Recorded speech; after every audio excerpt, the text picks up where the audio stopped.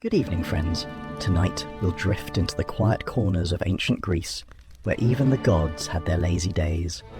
Dim your lights, settle under your blanket, and let your mind wander to a time when divine beings could sleep through the greatest war in all of mythology.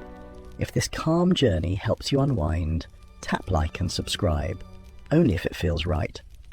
Let me tell you about Hypnos, the god of sleep, and how he managed to snooze through 10 years of the most famous war in Greek stories. This isn't a tale of heroes and battles, but of the quiet god who found peace in the chaos, and what his slumber tells us about rest, duty, and the art of staying out of trouble. Picture ancient Greece, around the time when Troy was just another city on the coast of what we now call Turkey. The air smelled of olive oil and sea salt. People wore simple tunics and spent their days tending sheep, making pottery, and telling stories by firelight. In this world, gods walked among mortals, but they were just as messy and complicated as any human family. Hypnos lived in a cave far from Mount Olympus, the home of the major gods. His cave wasn't grand or golden like Zeus's palace. Instead, it was carved into a hillside near the entrance to the underworld, where his twin brother Thanatos, the god of death, also made his home. The cave was always dim, filled with the sound of gently flowing water from the river Lethe, which made people forget their troubles. Poppy flowers grew wild around the entrance, their seeds known to bring drowsiness to anyone who smelled them. The cave itself was a marvel of peaceful design. Soft moss covered the walls like natural carpet. The ceiling dripped with formations that looked like pillows and blankets made of stone. In the deepest part of the cave sat Hypnos' bed, carved from a single piece of black marble and covered with the softest sheep's wool. Around the bed grew herbs that promoted sleep: lavender, chamomile, and valerian. The whole place hummed with a quiet energy that made even the most worried visitor feel calm. Hypnos himself looked exactly like what you'd expect from a sleep god. He was young but not too young, with gentle features that seemed permanently relaxed. His hair was dark and always looked slightly messy, as if he'd just woken up. He wore simple robes that changed colour depending on the light, sometimes grey like morning fog, sometimes deep blue like the night sky. Most remarkably, he had small wings growing from his temples, not large enough for flying, but perfect for creating the gentle breeze that helped people drift off to sleep. His daily routine was wonderfully boring. Hypnos would wake up around noon, stretch slowly, and eat a simple breakfast of bread dipped in honey. He'd spend the afternoon walking through his garden of sleep-inducing plants, checking on their growth and harvesting what he needed for his work. As evening approached, he'd begin his real job, visiting the world to bring sleep to mortals and gods alike. Unlike other gods who rode golden chariots or flew on the backs of eagles, Hypnos travelled in the most relaxed way possible. He would simply float through the air, carried by gentle breezes, sprinkling a fine powder made from his poppy flowers over the heads of those who needed rest. He visited crying babies first, then tired workers, then worried mothers, and finally, just before dawn, he'd return to his cave for his own long sleep. Hypnos had 3 sons who helped him with his work, though they were quite different from their peaceful father. Morpheus was in charge of dreams about people, shaping himself to look like anyone who appeared in dreams. Iceless handled dreams about animals, taking the form of birds, dogs, or horses as needed. Phantasos was responsible for dreams about objects, turning himself into rocks, trees, or buildings. Together, the family made sure that sleep wasn't just rest, but also a time for the mind to process the day's events through dreams. The interesting thing about Hypnos was his relationship with the other gods. While most Olympian gods were constantly fighting, scheming, or falling in love with mortals, Hypnos minded his own business. He had no interest in politics, wars, or the dramatic affairs that kept his relatives busy. Zeus respected him because even the king of gods needed sleep. Hera occasionally asked for his help when she wanted to make Zeus drowsy during her own schemes. But mostly, Hypnos was left alone to do his quiet work. This peaceful existence continued for centuries until something happened that would change the world forever. The Trojan War began. The war started, as many wars do, with a wedding that went wrong. When the sea goddess Thetis married the mortal king Peleus, All the gods were invited except Eris, the goddess of discord. Feeling insulted, Eris crashed the party and threw a golden apple inscribed with "For the fairest" among the guests. 3 goddesses claimed it: Hera, Athena and Aphrodite. They asked Zeus to judge, but he was smart enough to avoid that mess. Instead, he sent them to a Trojan prince named Paris. Each goddess offered Paris a bribe. Hera promised him power over all Asia and Europe. Athena offered wisdom and victory in all battles. Aphrodite promised him the love of the most beautiful woman in the world. Paris, being young and foolish, chose Aphrodite's gift. The most beautiful woman was Helen, who was already married to Menelaus, king of Sparta. When Paris took Helen to Troy, Menelaus called on all of Greece to help him get her back. And so began the Trojan War, which would last 10 long years and involve every major hero in Greece. Achilles, the greatest warrior, brought his myrmidons. Odysseus, the cleverest king, came from his island home. Ajax the Great towered over other men like a moving wall. Agamemnon led the Greek forces as their high king. On the Trojan side, Prince Hector defended his city with honor, while his brother Paris hid behind the walls he'd helped create this mess. The war wasn't just fought by mortals, the gods took sides too. Athena and Hera supported the Greeks, still angry about losing the beauty contest. Aphrodite protected the Trojans, especially Paris. Apollo, god of music and prophecy, also favoured Troy. Ares, god of war, switched sides depending on his mood. Even Poseidon, god of the sea, got involved, sometimes helping the Greeks cross safely to Troy, other times stirring up storms to slow them down. But through all of this chaos, all the battles and schemes and divine interventions, Hypnos remained in his cave, sleeping peacefully. You might wonder how anyone could sleep through such a famous war. The truth is, Hypnos had learned something that many other gods never figured out. Sometimes the best way to handle a crisis is to stay out of it entirely. He watched the early days of the war from his cave entrance, saw the ships gathering, heard the war cries echoing across the sea. Then he simply went back to bed. This wasn't laziness or cowardice.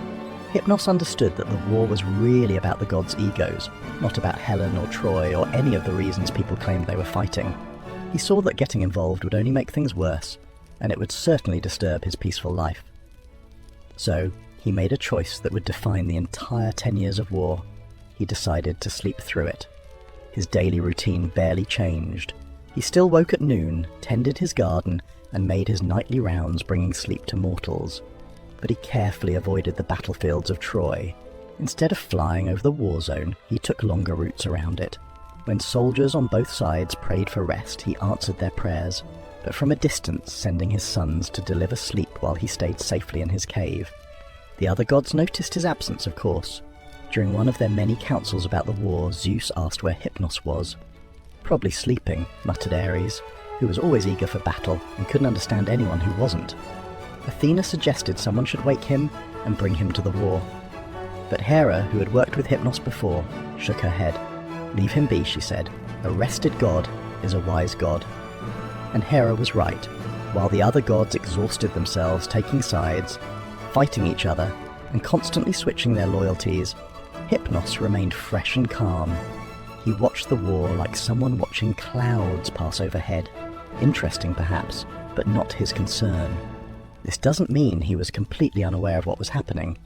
His cave was close enough to the underworld that he could see the spirits of dead warriors passing by. First came a few Greek soldiers, then some Trojans, then more and more as the war dragged on. Hypnos would nod politely to these spirits as they walked past his garden, but he didn't engage them in conversation. Death was his brother's job, not his. Some of the spirits tried to talk to him anyway. A young Greek soldier once stopped at his cave entrance and called out, "Great Hypnos, I died far from home and cannot rest. Will you grant me peaceful sleep in the underworld?"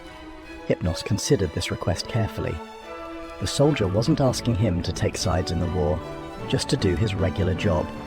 So, he sprinkled some poppy powder over the spirit, who smiled gratefully and continued on his way to the realm of the dead. After that, Hypnos developed a simple rule.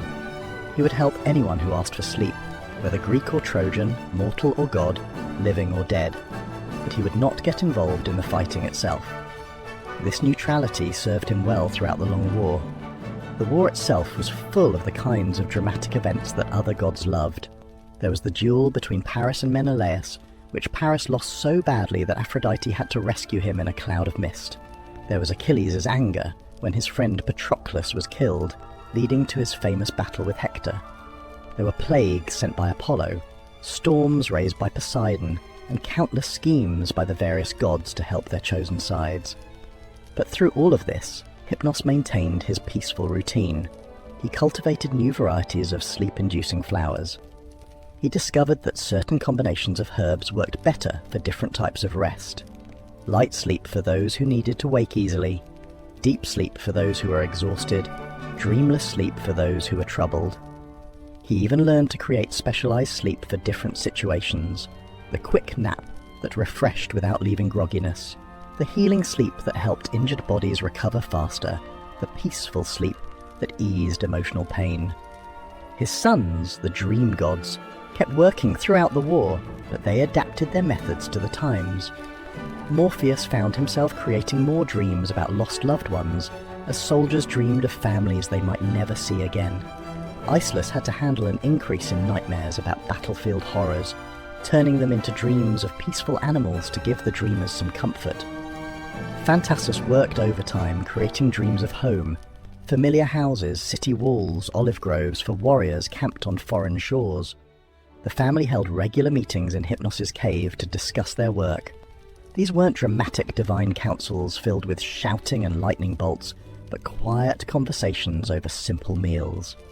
The war is affecting everyone's sleep, Morpheus reported during one such meeting. Even people who live far from Troy are having anxious dreams about it.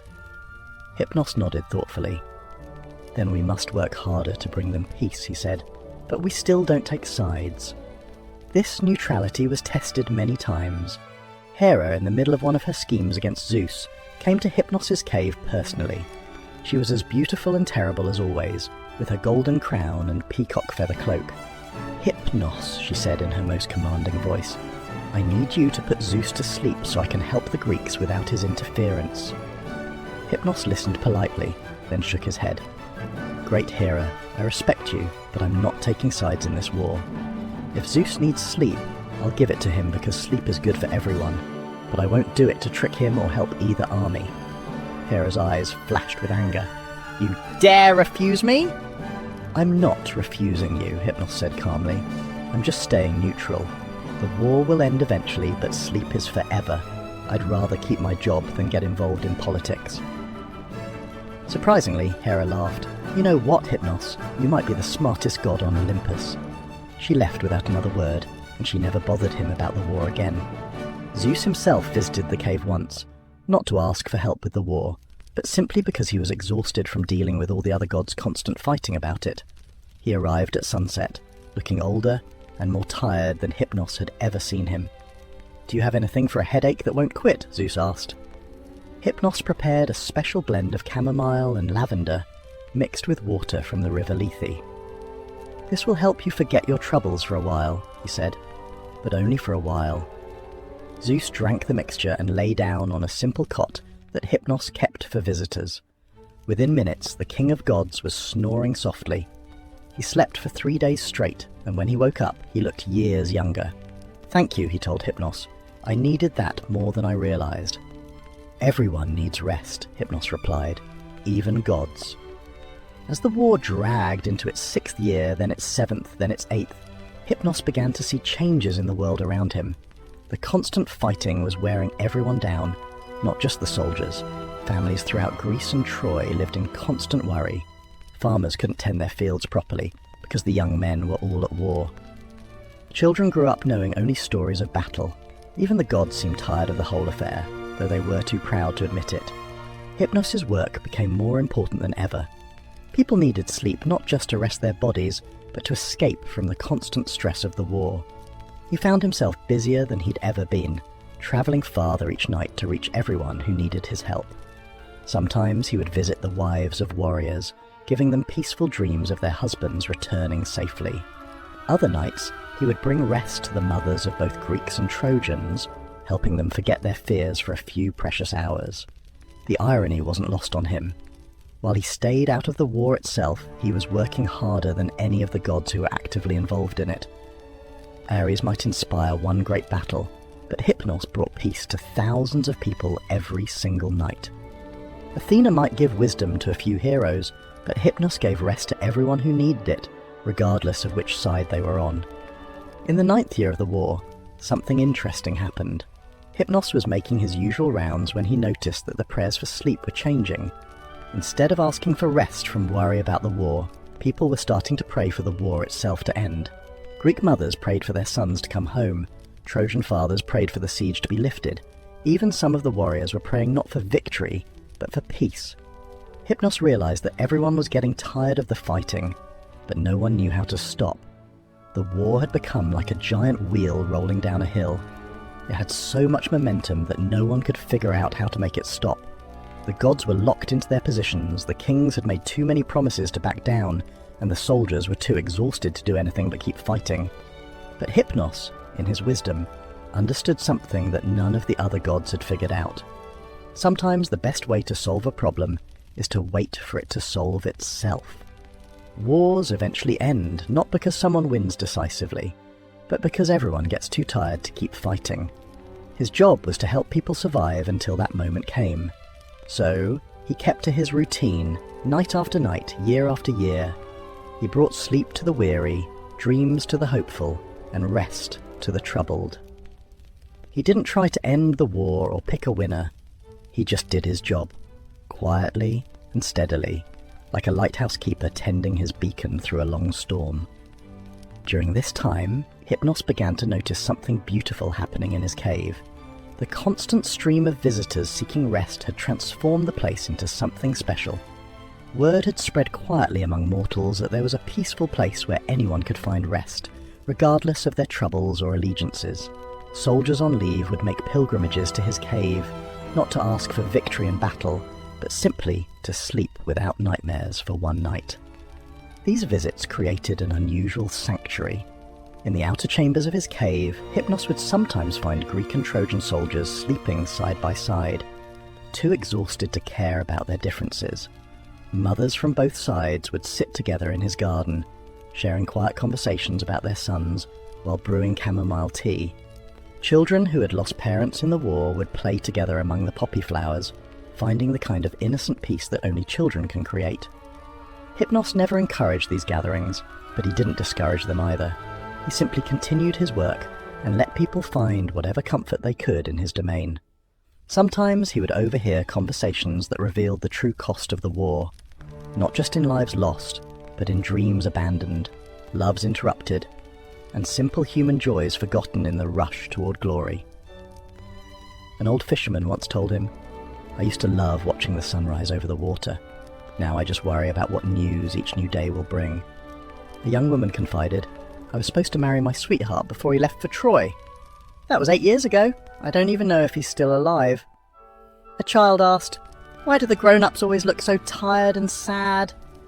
These conversations reminded Hypnos why his neutrality was so important. The war wasn't just about heroes and gods, it was affecting everyone, in ways both large and small. By staying out of the fighting, he could help all of these people, not just the ones on the right side of history. His brother Thanatos would sometimes visit during these years, looking increasingly busy and worn down. Death's work had multiplied exponentially during the war, and unlike Hypnos, he couldn't choose to stay neutral. Death had to collect every soul that fell in battle, regardless of whether they were Greek or Trojan, hero or common soldier. "Don't you ever feel guilty?" Thanatos asked one evening as they sat together watching the sunset. "Everyone else is involved in this great conflict and we're just doing our usual work." Hypnos considered this question carefully. "I think," he said finally, "that our usual work is more important now than it's ever been. You're helping people transition from life to whatever comes next. I'm helping the living find enough peace to keep going. That's not sitting on the sidelines. That's providing the foundation that makes everything else possible." Thanatos nodded slowly. "I suppose you're right. I just see so many young faces these days. Boys who should have had decades ahead of them." "And I see their families trying to sleep despite their grief," Hypnos replied. "We can't prevent death or end wars, brother. but we can make the burden a little easier to bear. As the 10th year of the war began, Hypnos started to sense that change was coming. The quality of prayers was shifting again. There was a desperate edge to them now, a feeling that everyone, gods and mortals alike, was reaching the end of their endurance. Even Ares seemed tired of battle, spending more time drinking wine on Olympus than inspiring warriors on the battlefield. The end came suddenly, as ends often do after long, gradual build-ups. Odysseus conceived his plan for the wooden horse. The Trojans accepted it into their city, and in one night of fire and chaos, the great siege was over. From his cave, Hypnos watched the smoke rise over Troy and felt a mixture of sadness and relief. Sadness for all the suffering that had occurred, relief that it was finally finished. In the immediate aftermath, his work intensified once again. There were refugees to comfort, survivors to help process their trauma, and veterans struggling to readjust to peaceful life. The end of a war, Hypnos learned, doesn't mean the end of its effects. People carry the memories and scars for years afterward. He found himself particularly busy helping the Greek heroes on their journeys home. Many of them had been away for so long that they had trouble sleeping in ordinary beds, in quiet rooms, without the sounds of an army camp around them. Odysseus, during his long wandering, would sometimes call upon Hypnos for dreamless sleep, especially after encounters with monsters or visits to the underworld. The Trojan survivors needed different kinds of help. Aeneas and his followers searching for a new homeland required dreams of hope and possibility. The women taken as slaves needed sleep that could temporarily free them from their grief and fear. The children who had survived the fall of Troy needed gentle dreams that could help them process their trauma without overwhelming them. Through all of this post-war work, Hypnos began to understand something profound about the nature of his calling. Sleep wasn't just about rest, it was about healing, processing, and preparing for whatever came next. His neutrality during the war hadn't been passive or selfish. It had been essential preparation for the real work that would come afterward. Years passed, and the immediate aftermath of the war settled into history. The surviving heroes reached their homes or founded new cities. The stories of the war began to be told and retold, growing in the telling until they became the foundation myths of Greek culture. But for Hypnos, life returned to something like its old rhythm, though he was forever changed by what he had witnessed. He had learned that staying out of a conflict doesn't mean being uninvolved. Sometimes the most important contribution you can make is to maintain your own integrity and continue doing the work that only you can do. While others fought over glory and revenge, he had quietly helped thousands of people survive the most difficult decade of their lives. He had also learned about the importance of small kindnesses. A good night's sleep might not seem like much compared to winning a battle or sailing across dangerous seas, but for someone who hadn't slept peacefully in months, it could mean the difference between despair and hope. The cup of chamomile tea he offered to worried mothers, the gentle dream he sent to a frightened child, the dreamless rest he provided to a traumatized soldier, these weren't grand gestures, but they mattered. Most importantly, he had learned that neutrality doesn't mean indifference. He cared deeply about everyone affected by the war, which is exactly why he refused to choose sides. His compassion was large enough to include everyone, not just the people on one team or the other. Sometimes when scholars visited his cave in later years, they would ask if he regretted missing out on such a momentous event. "Weren't you curious about how it would end?" they would wonder. "Didn't you want to be part of history?" Hypnos would smile and pour them tea made from herbs grown in his garden. "I was part of history," he would say, "just not the part that gets written down in books. I was part of the quiet history, the history of ordinary people trying to get through extraordinary times, the history of rest and healing and hope." He would gesture toward his garden, where flowers still bloomed that had comforted refugees from Troy. "Every night for 10 years, I helped people find peace. That's my contribution to the great story. It's not as exciting as fighting duels or building wooden horses, but it's the foundation that makes all the other stories possible." As centuries passed and the Trojan War became ancient history, Hypnos continued his work with the same quiet dedication. He helped people through other wars, other disasters, other periods of great change and stress. His methods evolved with the times, but his basic purpose remained the same: to provide rest and peace to anyone who needed it, regardless of their circumstances or allegiances. He became something of a patron saint to people who worked behind the scenes, the nurses who tended the sick while others fought battles, the farmers who grew food while others sought glory, the parents who raised children while others pursued fame. They understood, as he did, that the most important work often happens quietly, without recognition, but with profound impact on the world. The cave itself became a kind of pilgrimage site, though not in any formal religious sense. It was simply a place where people knew they could find rest. Travellers would stop there when the road became too difficult. New parents would visit when they were overwhelmed by sleepless nights. Students would come during stressful examination periods. Artists would arrive when creative inspiration had abandoned them, and they needed to restore their inner peace. Hypnos welcomed them all, with the same gentle hospitality. He never asked about their beliefs, their politics, their past mistakes, or their future plans. He simply offered them what he had to give: a peaceful place to rest, herbs to ease their troubles, and dreams tailored to their particular needs. Over time, visitors began to notice something interesting about the cave. People from vastly different backgrounds, who might never have spoken to each other in the outside world, would find themselves sharing quiet conversations in the garden. The peaceful atmosphere seemed to dissolve the barriers that usually kept people apart. Enemies would discover their common humanity. Strangers would become friends. Bitter rivals would find understanding. This wasn't magic exactly, though it felt magical to those who experienced it. It was simply the natural result of creating a space where people could be vulnerable, where their defenses could come down, where they could remember what it felt like to be simply human, rather than playing whatever role the world demanded of them. Hypnos watched these interactions with quiet satisfaction. This, he realized, was what he had been working toward all along.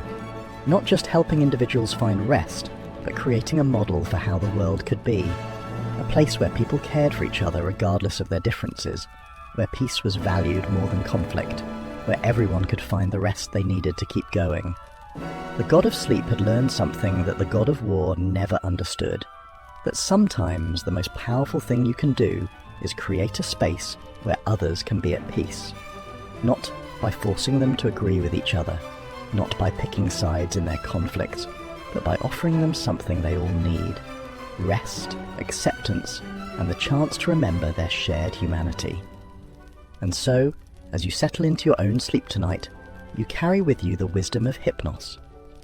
In a world that seems constantly at war with itself, you can choose to be a source of peace rather than conflict. You can focus on the work that only you can do, rather than getting caught up in every battle that demands your attention. You can offer kindness to everyone you meet, regardless of which side they're on in the struggles that divide your community. Most importantly, you can remember that taking care of yourself, getting enough rest, maintaining your peace of mind, tending to your own well-being isn't selfish, it's essential. Like Hypnos in his cave, you can only help others find peace if you have first found it yourself. The mystery of the god who slept through the Trojan War teaches us that sometimes the most heroic thing we can do is refuse to be swept up in the drama around us. Sometimes wisdom means choosing rest over excitement, peace over glory, and long-term service over short-term fame. But there's more to learn from Hypnos and his quiet wisdom. Let's follow his story a bit further, into the years after the Great War, when new challenges tested his peaceful approach to life. One day, many years after Troy had fallen and become just a memory, a young goddess came to visit Hypnos' cave. Her name was Iris, and she was the messenger of the gods, known for her rainbow-coloured wings and her ability to travel faster than thought itself. She was the opposite of Hypnos in many ways, always moving, always busy, always carrying urgent messages between the gods. "Hypnos," she said, landing gracefully at the entrance to his cave, her wings shimmering with all the colours of the rainbow. "I don't understand how you do it. How do you stay so calm all the time? I'm always rushing from one crisis to another, carrying messages about wars and disasters and divine disagreements. I never have a moment's peace." Hypnos looked up from the chamomile flowers he was tending. "Would you like some tea?" he asked simply. Iris started to say she didn't have time, but something about the peaceful atmosphere of the cave made her pause. "Actually," she said, "yes, I think I would." As they sat together in the garden, sipping tea made from herbs that had been growing there for centuries, Iris began to relax for the first time in decades. The constant rushing feeling that had become her normal state started to fade away. She found herself noticing things she usually missed: the way the light filtered through the poppy flowers, the gentle sound of water flowing over stones, the soft rustling of leaves in the breeze. "This is nice," she said, surprised by her own words. "I'd forgotten what it felt like to just sit still." "Most people have," Hypnos replied. "The world moves very fast these days. Everyone thinks they need to be doing something important all the time.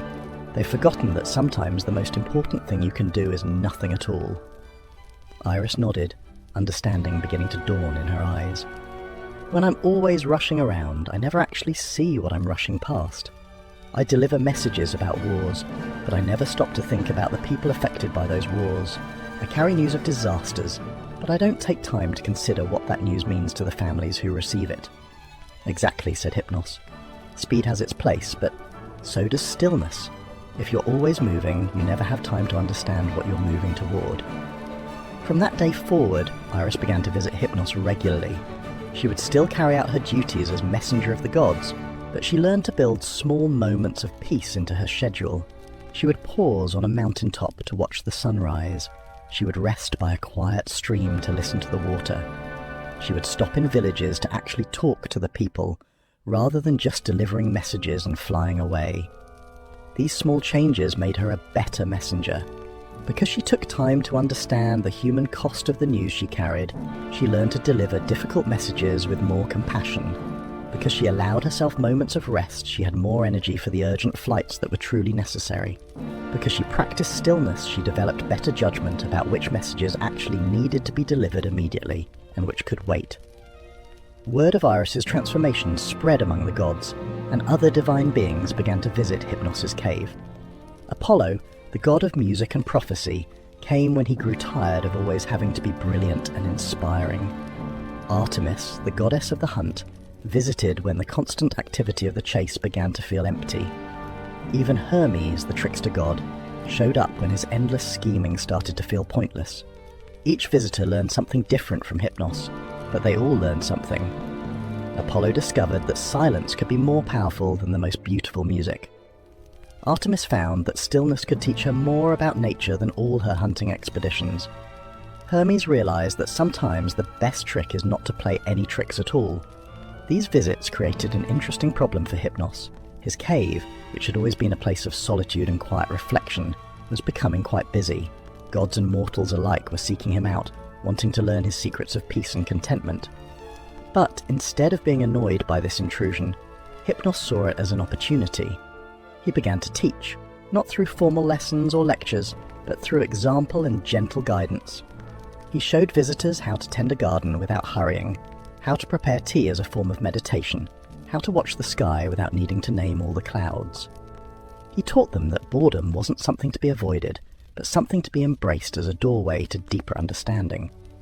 One of his most frequent visitors was a young mortal woman named Penthesilea, not the Amazon queen of the same name, but a simple farmer's daughter who had trouble sleeping. She had been born during the final year of the Trojan War, and something about that timing had left her with a restless energy that never seemed to fade. She would lie awake at night, her mind racing with worries about the next day's work, the weather, her family's safety, and 1,000 other concerns. "I've tried everything," she told Hypnos during her first visit. "Warm milk, counting sheep, herbal remedies from every wise woman in our village. Nothing works. I'm exhausted all the time, but I can't turn my mind off long enough to sleep." Hypnos listened to her carefully, then asked a question that surprised her. "When you're lying awake at night, what are you thinking about?" "Everything," she said. "All the things I need to do tomorrow, all the things I forgot to do today, all the things that might go wrong, all the things I wish I could change about the past." "So you're thinking about everything except the present moment," Hypnos observed. "I suppose so," Penthesilea admitted, "but the present moment is just lying in bed. There's nothing interesting about that." Hypnos smiled. "Let me teach you something about the present moment. It's the only moment that actually exists. The past is gone and can't be changed. The future hasn't happened yet and may never happen the way you imagine it.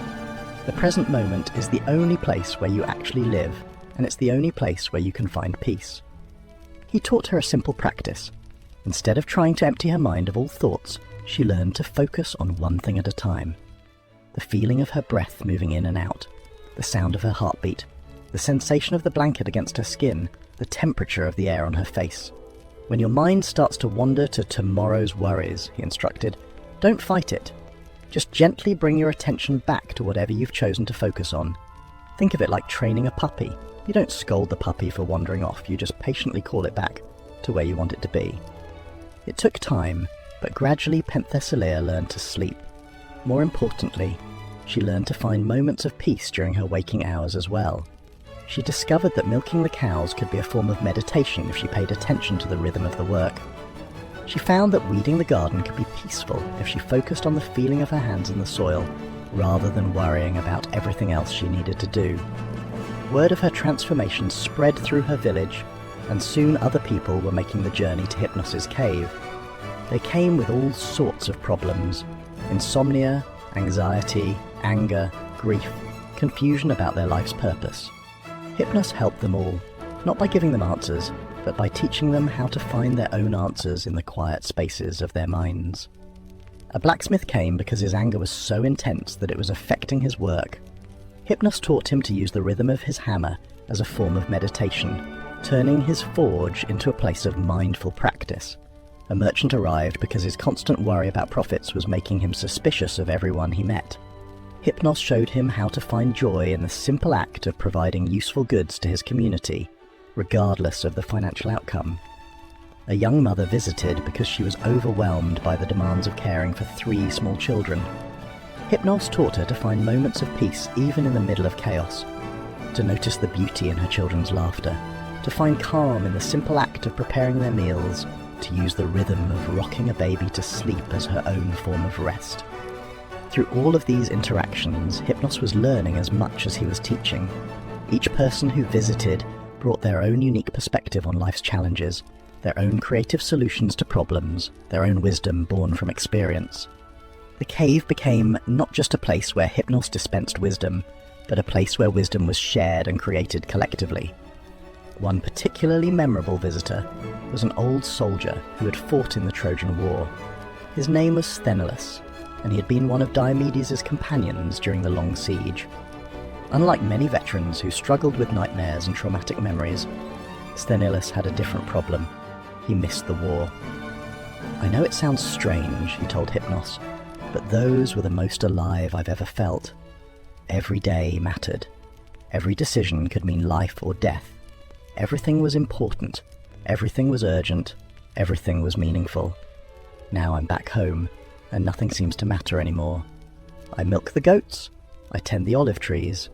I sit by the fire with my wife, and it all feels so empty." Hypnos understood immediately. "You've become addicted to crisis," he said. "When you were at war, you didn't have to wonder about the meaning of your life because survival was meaning enough. Now that you're safe, the big questions have come back, and they're harder to answer than they were when you were young." "Exactly," Sthenelus said. "I feel like I'm sleepwalking through my days. I miss feeling fully awake, fully present, fully alive." "But you can feel that way again," Hypnos assured him. "You just need to learn how to find meaning in peace instead of in crisis. The intensity you felt during the war came from paying complete attention to the present moment. You can learn to do that in your daily life too." Hypnos taught Sthenelus to approach his peaceful activities with the same focused attention he had brought to warfare.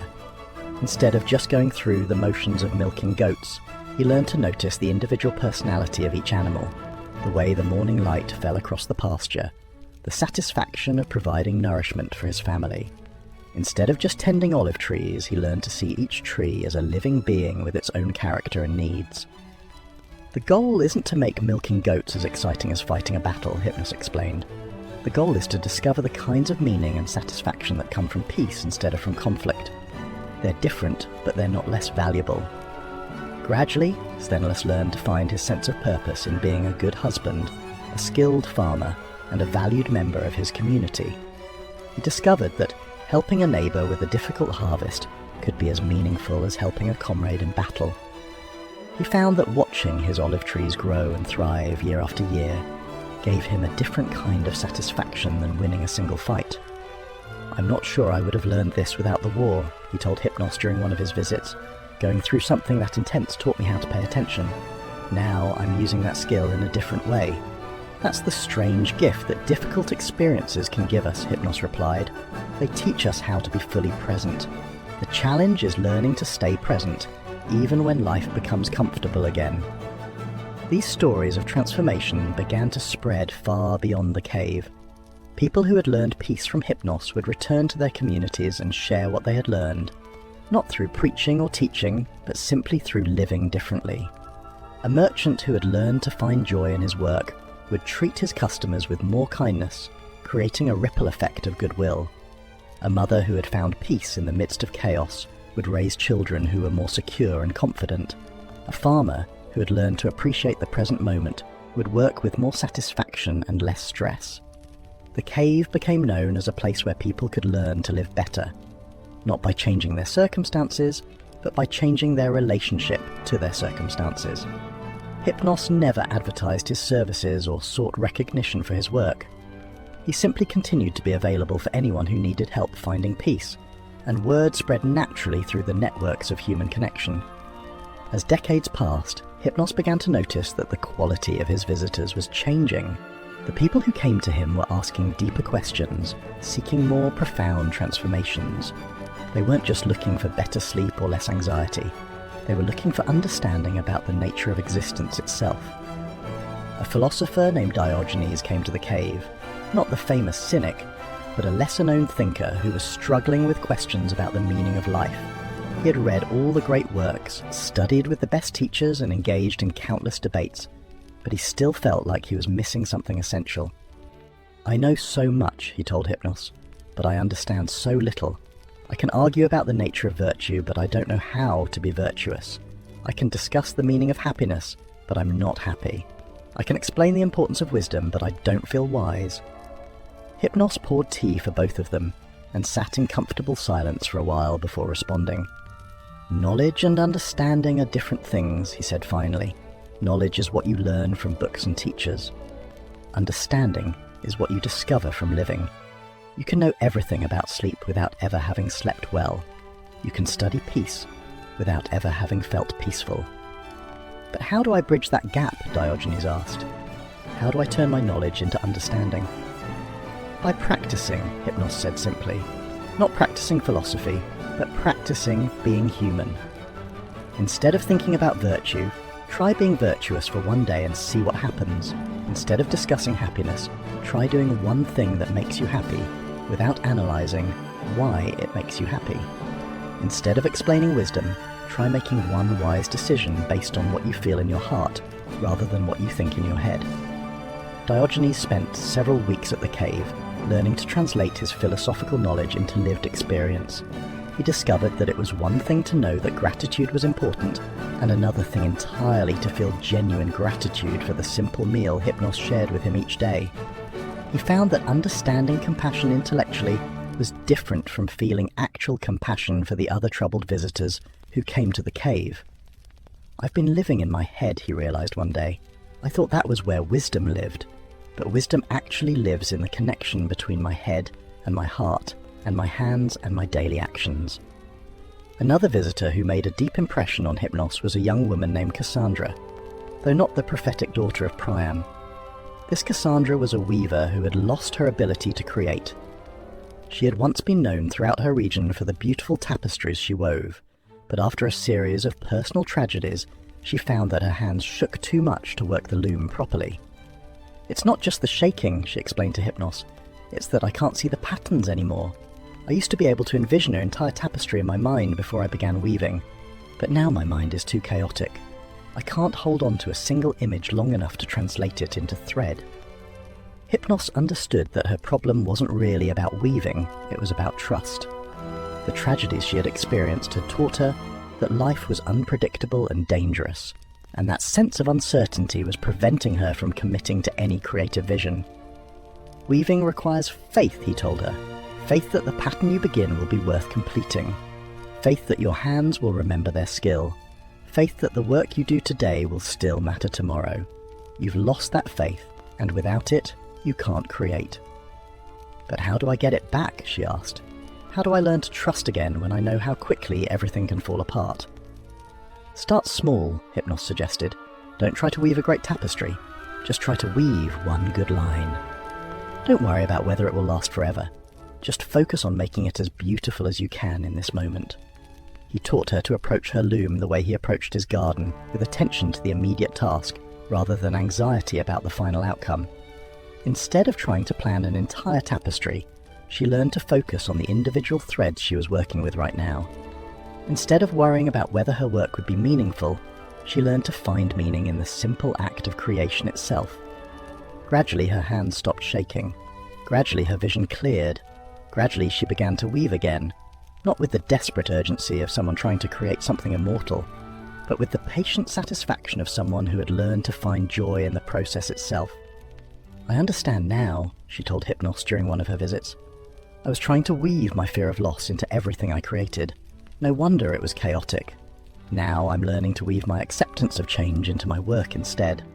The patterns are different, but they're more honest. Her tapestries, when she finally began creating them again, were indeed different from her earlier work. They were softer, more flowing, with patterns that seemed to shift and change as you looked at them.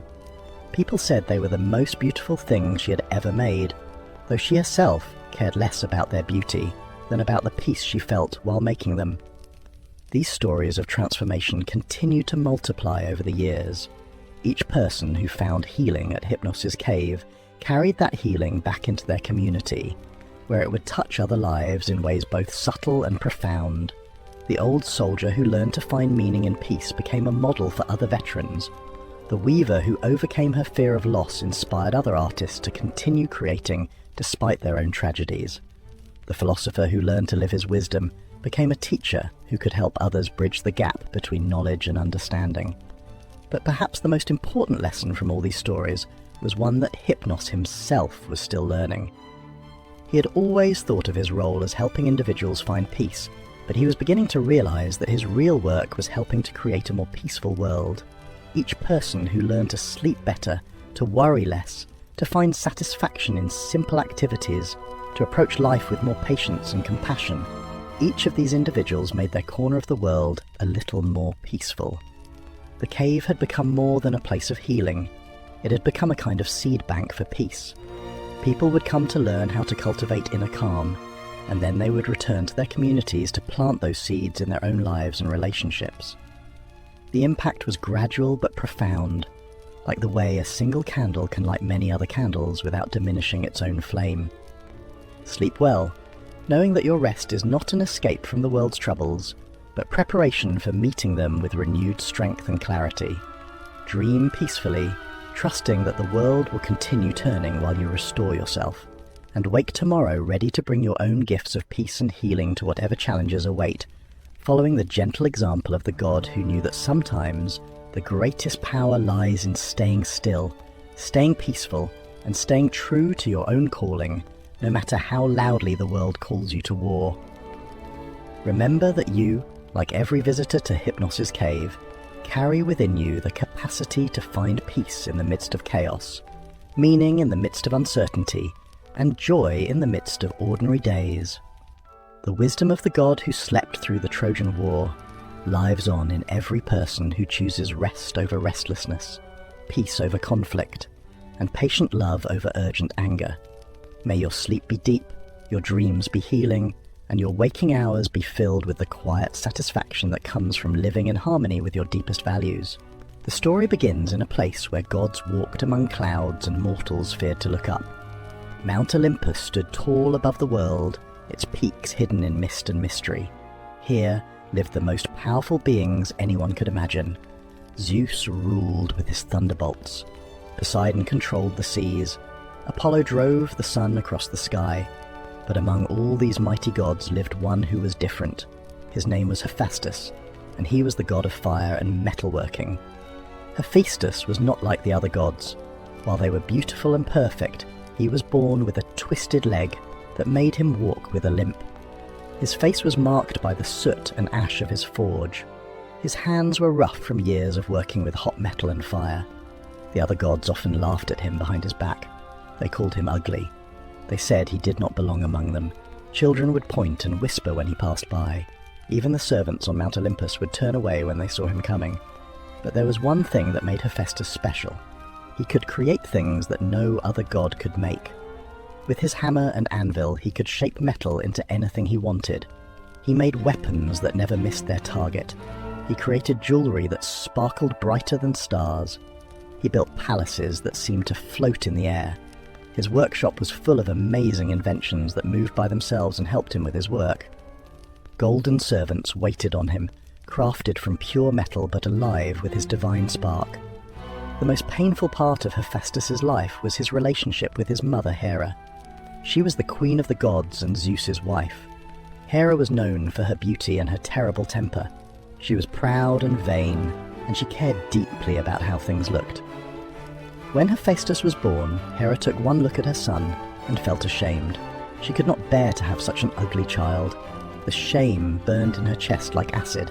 How could she, the most beautiful goddess, have given birth to such a creature? According to some stories, Hera was so disgusted by her son's appearance that she threw him off Mount Olympus when he was just a baby. Hephaestus fell for 9 days and 9 nights before he landed in the ocean. The sea nymphs found him and raised him in an underwater cave. They taught him to be kind and gentle, but they could not heal the wounds in his heart. The memory of his mother's rejection stayed with him always, like a scar that never faded. Other stories say that Zeus was the one who threw Hephaestus off the mountain. This happened when Hephaestus tried to protect his mother during one of Zeus's angry fits. Zeus grabbed his son by the ankle and hurled him down to earth. The fall broke Hephaestus's leg and made him lame forever. Either way, the young god learned early that his own parents did not want him. He learned that love was not something he could count on. Growing up away from his family, Hephaestus learned to take care of himself. He discovered his gift for working with metal and fire. The sea nymphs brought him materials to work with, and he spent his days creating beautiful things. He made them jewelry and decorations for their underwater home. He built himself tools and weapons. Most importantly, he learned that his hands could create wonders that even the perfect gods could not make. His workshop became his sanctuary, the one place where he felt truly at home. The underwater cave where Hephaestus lived was like a magical world. Coral walls glowed with a soft light. Schools of colourful fish swam past his windows. The sound of waves above created a constant, soothing rhythm. Here, surrounded by the kindness of the sea nymphs, Hephaestus learned what love could be like. They never mocked his appearance or made him feel ashamed. They praised his creations and encouraged his talents. They became the family he had never had. As Hephaestus grew older, his skill became legendary. Even the gods on Mount Olympus began to hear stories about the amazing things he could create. They needed his help to make weapons and tools and palaces. Slowly they began to accept him back into their world, but Hephaestus never forgot how his mother had treated him. Deep in his heart, anger grew like a fire that never went out. Every night he would lie awake thinking about her rejection. Every day he would wonder why she could not love him as he was. Years passed, and Hephaestus became the official blacksmith of the gods. He had his own workshop on Mount Olympus, filled with fires that never died and tools that worked by magic. The workshop was enormous, with high ceilings and walls lined with every tool imaginable. Bellows pumped air into furnaces that burned hotter than the sun. Anvils rang with the sound of his hammer as he shaped divine metals into impossible forms. He made Zeus's thunderbolts and Poseidon's trident. He created armor for the warriors and beautiful clothes for the goddesses. Everyone needed his help, and they began to respect him for his abilities. But respect was not the same as love. The other gods came to him when they needed something, but they did not invite him to their parties or include him in their conversations. They treated him like a talented servant rather than an equal, and Hera still treated her son with coldness.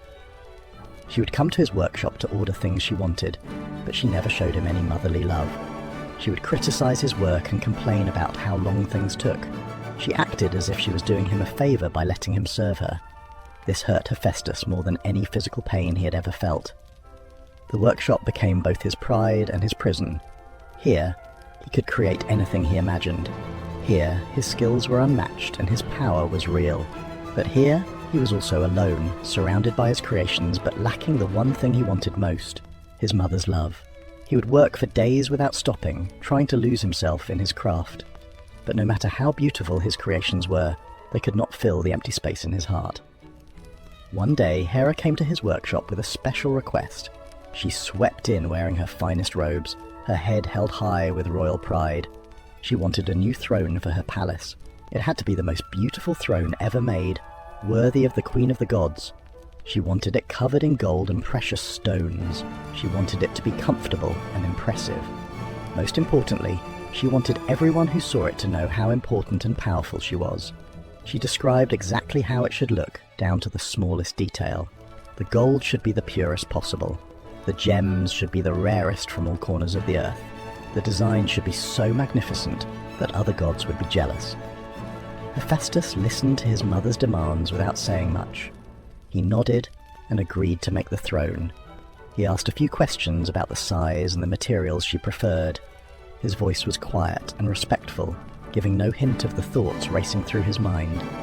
Hera left his workshop without even thanking him. She just expected him to do as she asked, the way a queen expects her servants to obey. She did not notice the way his jaw tightened or how his hands clenched into fists after she was gone. But as soon as she was gone, Hephaestus began to plan something very different from what his mother had requested. The god of fire and metalworking was tired of being treated badly by his own mother. He was tired of her coldness and her cruelty. He was tired of being taken for granted and ignored. He decided it was time to teach her a lesson she would never forget.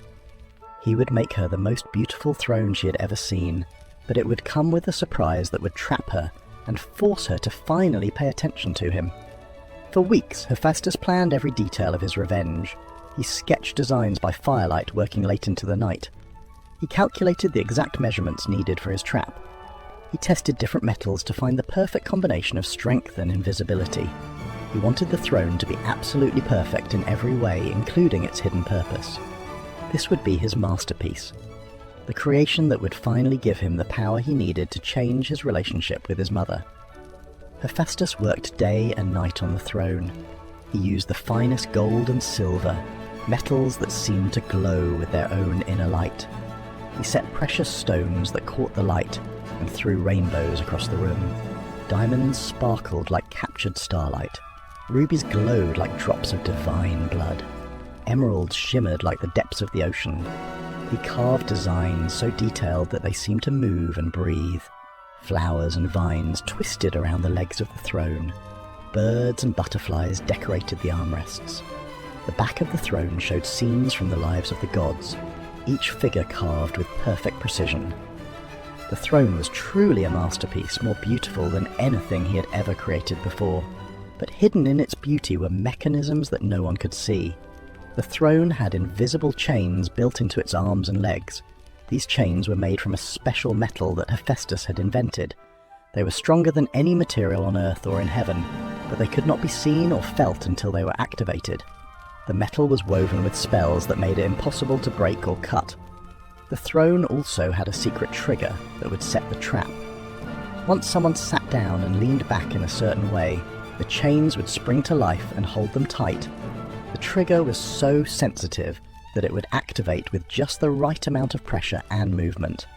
Hephaestus tested it over and over with different weights and angles to make sure it would work perfectly. He wanted to be absolutely certain that once his mother sat in the throne, she would not be able to get out. He also made sure that the chains would not hurt her. He did not want to harm Hera physically. The chains were designed to hold her firmly but comfortably. They would not cut into her skin or cause her pain. He just wanted to make her helpless so she would have to listen to him. For once in his life, she would not be able to walk away from him or dismiss him. She would have to stay and hear what he had to say. The crafting of the throne took months. Every day, Hephaestus would work from dawn until late into the night. His hands became even more scarred from the hot metal. His back ached from bending over his anvil. His eyes grew tired from the bright flames of his forge, but he never stopped working. This throne would be his statement to the world. It would show everyone what he was capable of creating. More importantly, it would give him the chance to finally confront his mother about how she had treated him. When the throne was finished, Hephaestus stepped back to admire his work. Even he was amazed by what he had created. The throne seemed to pulse with life and beauty. Every surface caught and reflected light in magnificent ways. The precious stones seemed to hold tiny pieces of the rainbow. The gold gleamed like liquid sunlight. The carvings were so realistic that they seemed ready to step off the throne and walk around the room. It was, without question, the most beautiful piece of furniture ever created. But Hephaestus felt no joy as he looked at his masterpiece. Instead, he felt a mixture of satisfaction and sadness. The throne was beautiful, but it was also a trap born from years of pain and rejection. He wished he could have made it simply as a gift for a mother who loved him. He wished he could present it to her with pride instead of anger. But those wishes belonged to a different world, one where mothers loved their children regardless of how they looked. Hephaestus had the throne delivered to Hera's palace with great ceremony. He sent it with a note written on the finest paper and sealed with golden wax. The note said it was a gift to honour her as the queen of the gods. He apologised for taking so long to make it, and said he hoped she would find it worthy of her greatness. The note was humble and respectful, giving no hint of what was really going to happen.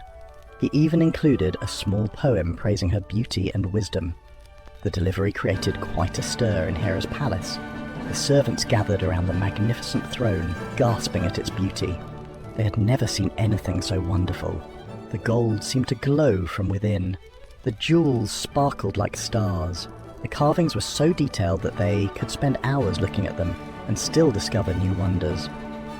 Word spread quickly through the palace that the queen had received an incredible gift from her son.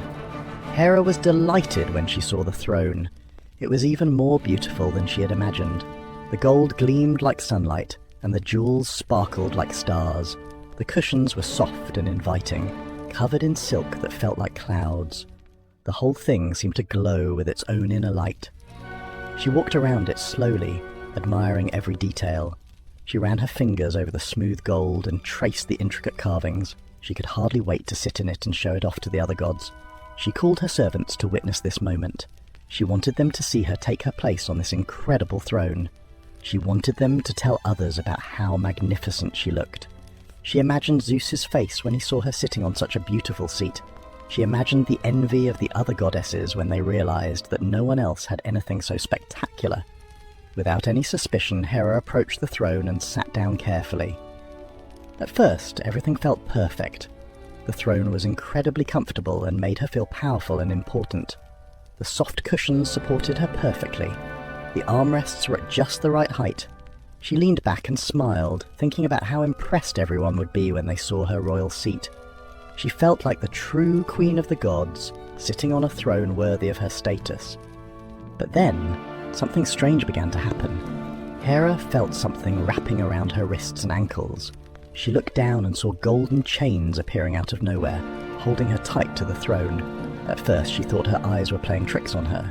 The chains seemed to materialize from the throne itself, growing out of the gold like living vines. She tried to stand up, but the chains held her in place. She tried to break free, but the chains were too strong even for a goddess. She was completely trapped. The chains were beautiful, made from the same golden metal as the throne. They looked almost like jewelry, decorated with tiny gems and delicate patterns. But despite their beauty, they held her with unbreakable strength. They wrapped around her wrists like bracelets and around her ankles like golden shackles. More chains appeared across her chest and waist, holding her firmly against the back of the throne. At first, Hera thought this must be some kind of mistake. Perhaps the throne had some magical properties that she did not understand. She called for her servants to come and help her. When they arrived, they were shocked to see their queen trapped in golden chains. They tried to pull the chains off, but their hands passed right through them, as if they were made of light. They tried using tools and weapons, but nothing worked. The chains seemed to exist in a different realm, visible and solid enough to hold Hera, but impossible for anyone else to touch. The servants ran through the palace in panic, calling for help. They brought guards and advisors and priests. Everyone tried different ways to free their queen. They brought swords and axes and hammers, but the weapons had no effect on the chains. They tried magic spells and ancient prayers, but the chains remained strong. They brought oils and potions, thinking they might dissolve the mysterious bonds, but nothing changed. Hera remained stuck to the throne, growing more frightened and angry with each passing minute. Word spread quickly through Mount Olympus that the Queen of the Gods was trapped. Zeus came rushing to see what had happened, his footsteps shaking the palace as he ran. When he saw his wife trapped in golden chains, his face turned red with rage. Thunder rumbled overhead as his anger grew. He tried to break the chains with his thunderbolts, sending bolts of lightning crackling through the room. But even his mighty power could not destroy them. The chains absorbed the lightning and seemed to grow stronger. Poseidon arrived next, bringing the power of all the oceans with him. He tried to wash the chains away with his floods, sending torrents of water crashing through the palace. But the water flowed around the chains without affecting them. Apollo came with his chariot, trying to melt the chains with his sunlight. He focused all the power of the sun on the golden bonds, but they did not even grow warm. Artemis tried her silver arrows, Athena tried her wisdom, and Ares tried his weapons of war. Nothing worked. All the gods gathered around Hera's throne, trying to figure out how to free her. They brought their most powerful weapons and magic spells. They called upon ancient powers and forgotten secrets. They consulted old books and asked the wisdom of the fates. But nothing worked. The chains held Hera as tight as ever, and she grew more and more angry with each passing hour. Her face turned red with embarrassment and rage. She, who was used to commanding others, was now completely helpless. The palace filled with the sound of gods arguing about what to do. Some wanted to tear the throne apart piece by piece. Others suggested calling upon the Titans or other ancient powers. A few wondered if this might be the work of some enemy trying to harm the royal family, but none of their ideas worked. The throne seemed to be protected by magic stronger than anything they had encountered before. Finally, someone suggested that they should ask Hephaestus to help. After all, he was the god of metalworking and the creator of the throne. If anyone could break the chains, it would be him. The suggestion made sense, but it also made everyone uncomfortable. They had all seen the note that came with the throne, calling it a gift from Hera's son. If this was really a trap, then Hephaestus was the one who had set it. When they sent messengers to his workshop, Hephaestus refused to come. He was working at his forge when they arrived, hammering out a piece of red-hot metal.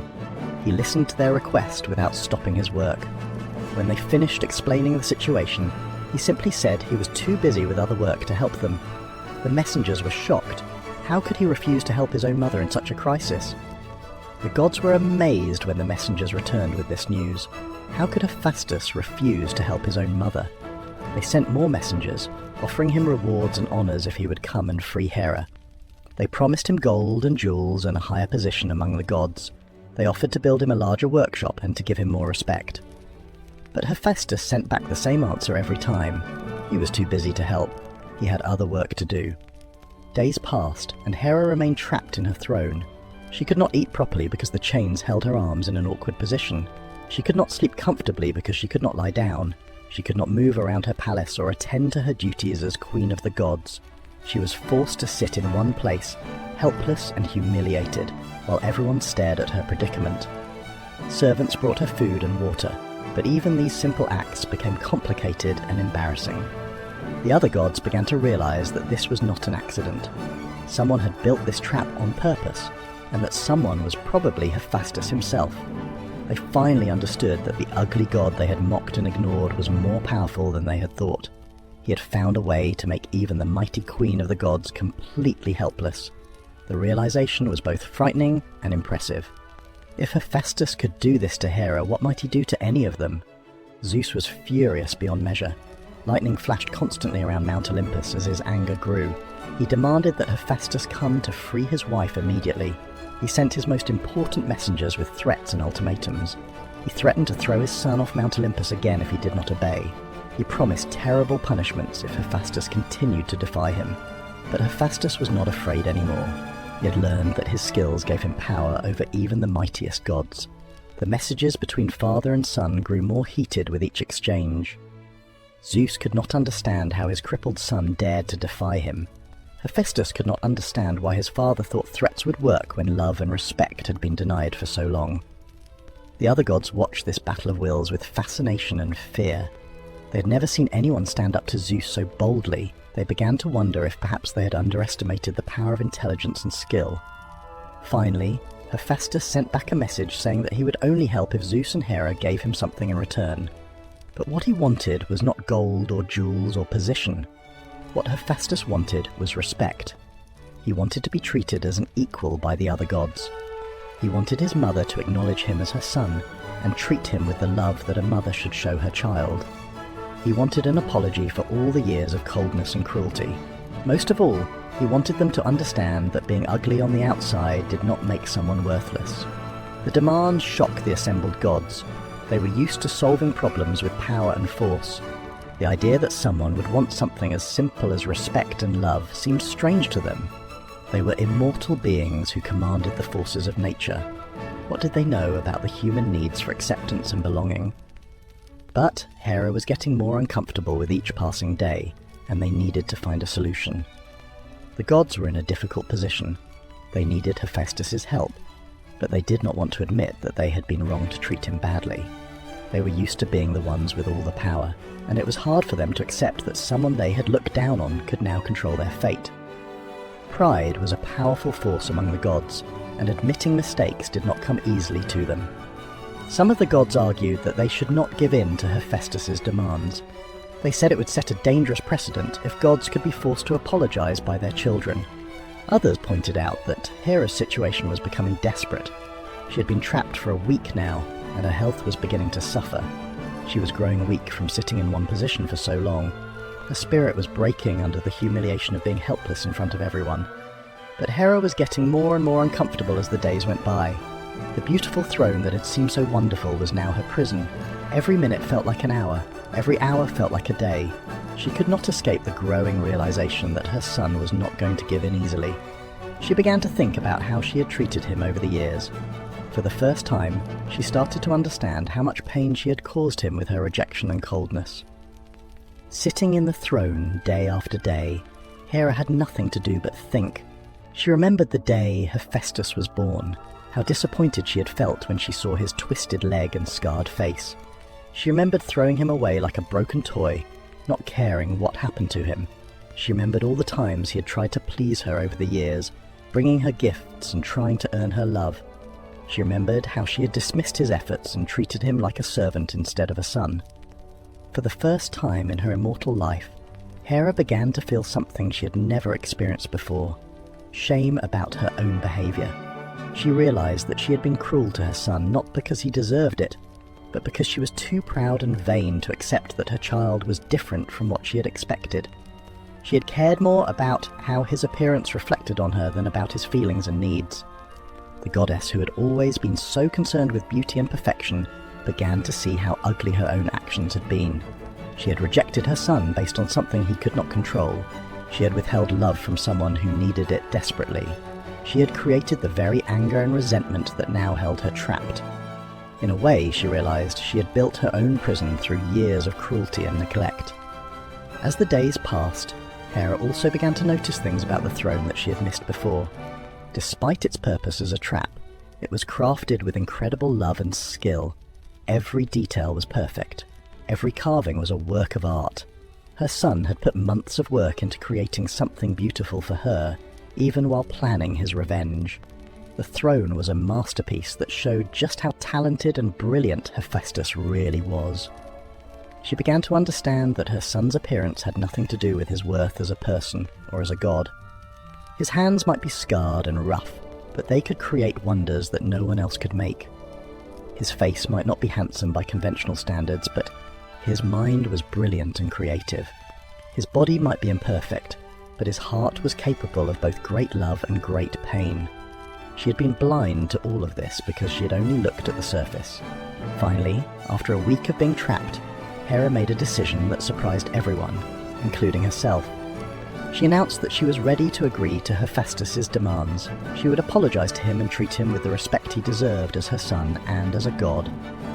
More than that, she would mean it.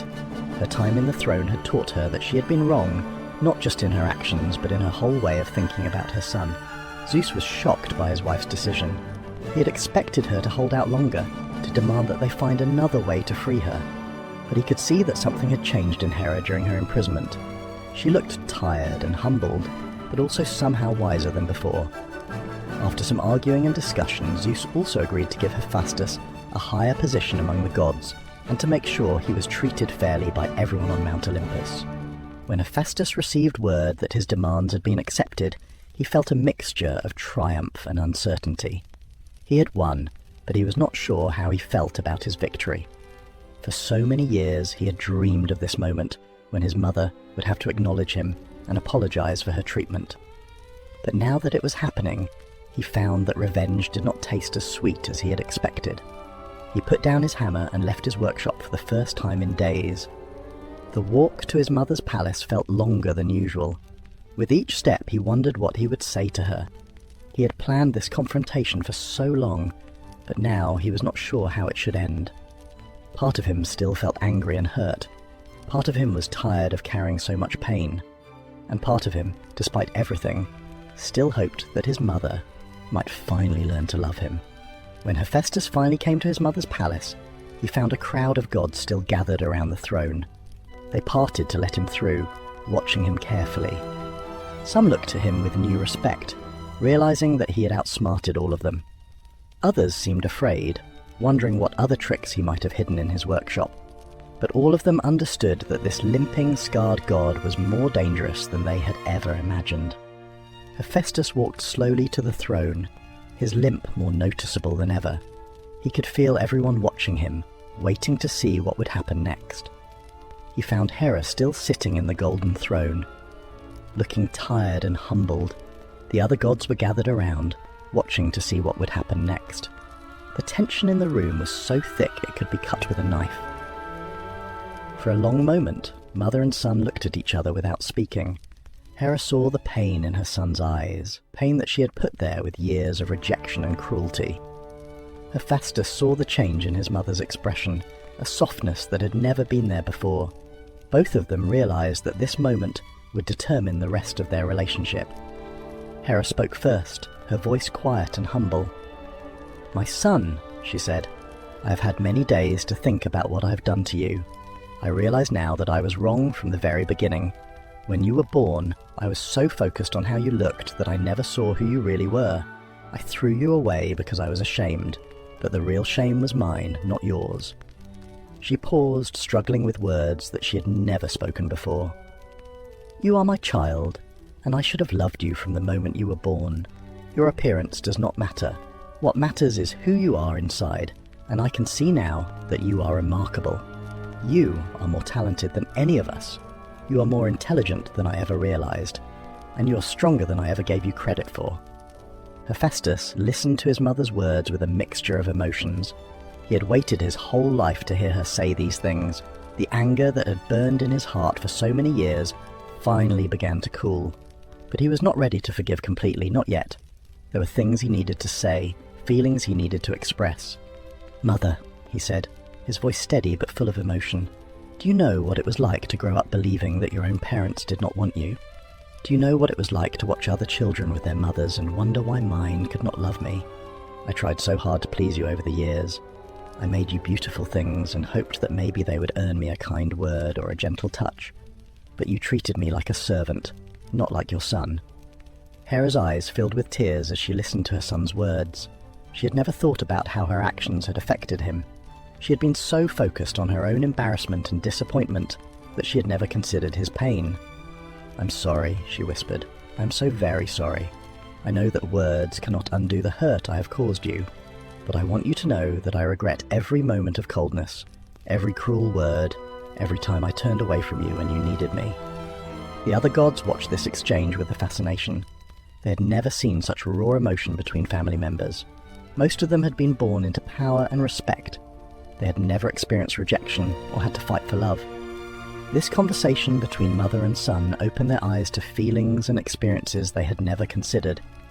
Hephaestus felt something changing inside him as he listened to his mother's apology. The anger that had driven him for so long was being replaced by something else. Not quite forgiveness yet, but the possibility of healing. He realized that he had a choice to make. He could hold on to his anger forever, or he could try to build something new with his mother. The decision was his alone. "I forgive you, Mother," he said finally. "Not because what you did was right, but because I am tired of carrying this anger. I want to try to have a real relationship with you, if you are willing to try as well, but things will have to be different from now on. I will not accept being treated as less than what I am. ever again." With those words, Hephaestus reached out and touched a hidden spot on the throne's armrest. Immediately, the golden chains disappeared like morning mist, and Hera was free.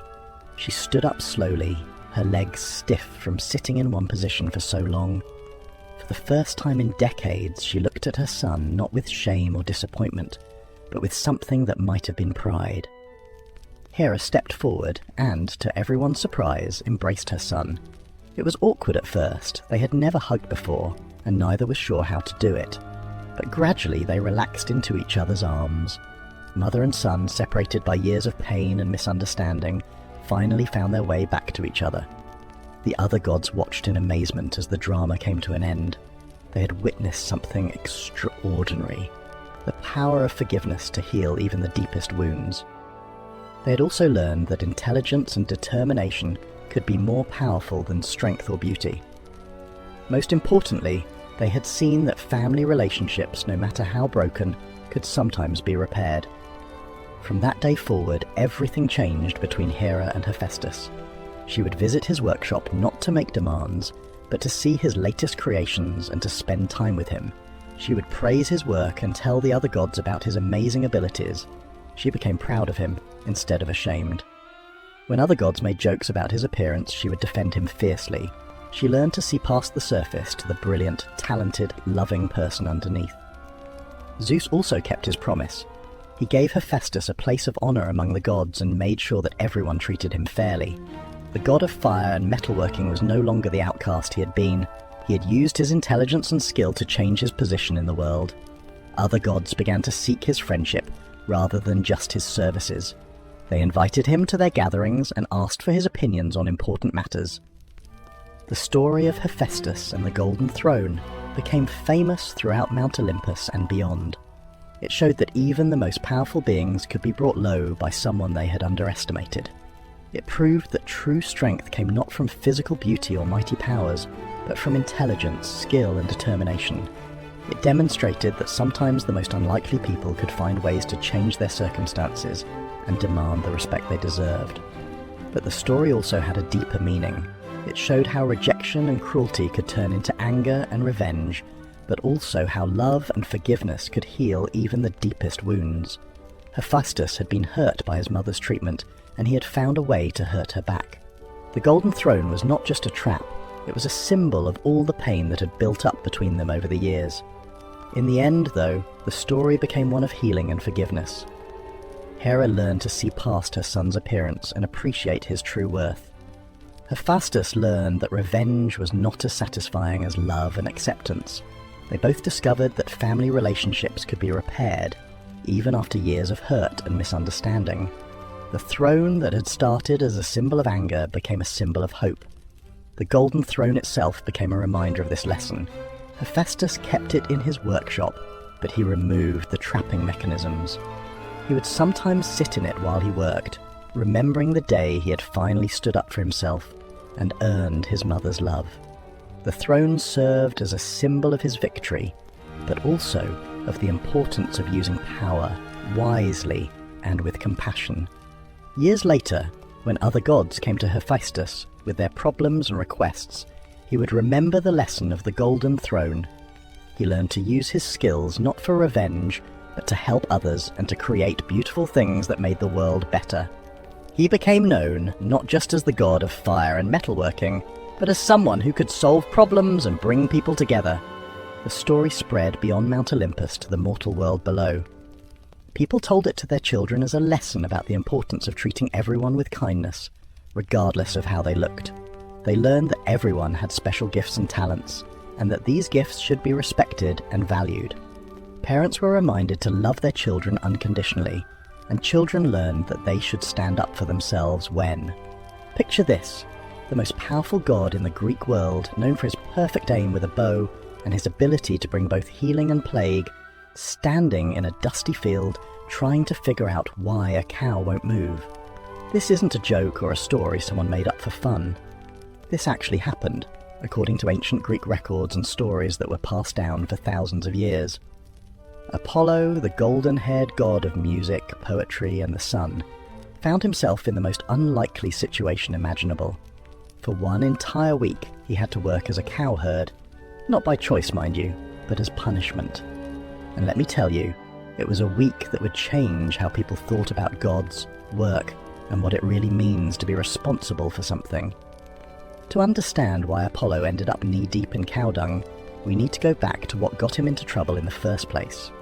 Apollo had done something terrible, something that even the gods couldn't ignore. He had killed the Cyclopes, not just any Cyclopes, but the ones who made Zeus's thunderbolts. These weren't random monsters. These were the master craftsmen of the gods, the ones who forged the weapons that kept order in the universe. Why did Apollo do such a thing? Revenge. Pure and simple revenge. Zeus had killed Apollo's son Asclepius with a thunderbolt because Asclepius had been bringing people back from the dead. Zeus was worried that if everyone could cheat death, the natural order would collapse, so he struck down Asclepius to maintain balance. Apollo was heartbroken and furious. In his rage, he couldn't strike back at Zeus directly. That would have been suicide, even for a god. Instead, he went after the Cyclopes, who had made the weapon that killed his son. One by one, Apollo hunted them down with his silver bow. Each arrow found its mark perfectly, because Apollo never missed. The Cyclopes fell, and with them, Zeus lost his weapon makers. When Zeus discovered what Apollo had done, his anger shook Mount Olympus. The king of the gods had lost his temper before, but this was different. This wasn't just about disrespect or rebellion. This was about the foundation of divine power itself. Without the Cyclopes, who would make new thunderbolts? Who would craft the weapons that kept the gods supreme? Zeus's first instinct was to throw Apollo into Tartarus, the deepest, darkest pit of the underworld, where the worst criminals were punished for eternity. But Leto, Apollo's mother, begged for mercy. She reminded Zeus that Apollo was his son too, and that grief had driven him to this desperate act. After much arguing among the gods, Zeus agreed to a different punishment. Apollo would be stripped of his godly powers and sent to Earth. He would have to work as a servant for a mortal man for 1 full year. No divine strength, no ability to heal or bring plague, no control over the sun or music. He would be as vulnerable and powerless as any human being. Zeus chose King Admetus of Pheræ, a city in ancient Greece, to be Apollo's master. Admetus was known for being fair and just, someone who treated his servants well. Zeus figured that if Apollo had to learn humility, he might as well learn it from someone decent. When Apollo first arrived at Admetus's palace, he looked like any other young man seeking work. His golden hair was still bright, and his eyes still held a hint of divine fire. But his powers were completely gone. He could no longer heal with a touch or strike down enemies with his bow. He couldn't even tune a lyre properly anymore. Admetus, not knowing he was hiring a fallen god, assigned Apollo to work with the livestock. The king had large herds of cattle, sheep and goats that needed constant care. This was considered important work. Livestock meant wealth, food and trade goods, but it was also hard, dirty and thankless work that required getting up before dawn and working until after sunset. Apollo's first job was to help the head shepherd, an old man named Nicias, who had been working with animals for 40 years. Nicias took one look at Apollo's soft hands and clean clothes and shook his head. "Another city boy who thinks herding is easy," he muttered. "Well, you'll learn soon enough." Apollo's first morning started at 4 o'clock, when Nicias shook him awake in the servants' quarters. "Time to move the cattle to the north pasture," the old shepherd said. "They've eaten all the good grass where they are now." Apollo stumbled out into the darkness, following Nicias and 2 other herders. The cattle were kept in a large fenced area near the palace, and there were about 50 of them. They were big, heavy animals, each weighing as much as 10 grown men. In the dim light of torches, their eyes gleamed and their breath made clouds in the cool morning air. "Your job is simple," Nicias explained. "Walk behind the herd and keep them moving forward. If any cow tries to wander off, use your staff to guide them back. Don't hit them hard, just tap them on the side, and whatever you do, don't get between a cow and where it wants to go." It sounded simple enough. Apollo had commanded armies of spirits and controlled the path of the sun across the sky. How hard could it be to make some cows walk in a straight line? Very hard, as it turned out. The moment the herders opened the gate, chaos erupted. The cattle didn't move in a neat group like Apollo expected. Instead, they scattered in every direction. Some headed for the pasture, others wandered toward the river, and a few decided to explore the palace gardens. Apollo ran after a large brown cow that was heading straight for the queen's flower beds.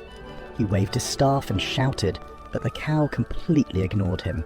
When he tried to get in front of it to block its path, the cow simply pushed past him, knocking him flat on his back. By the time Apollo got up, 3 more cows had wandered off in different directions.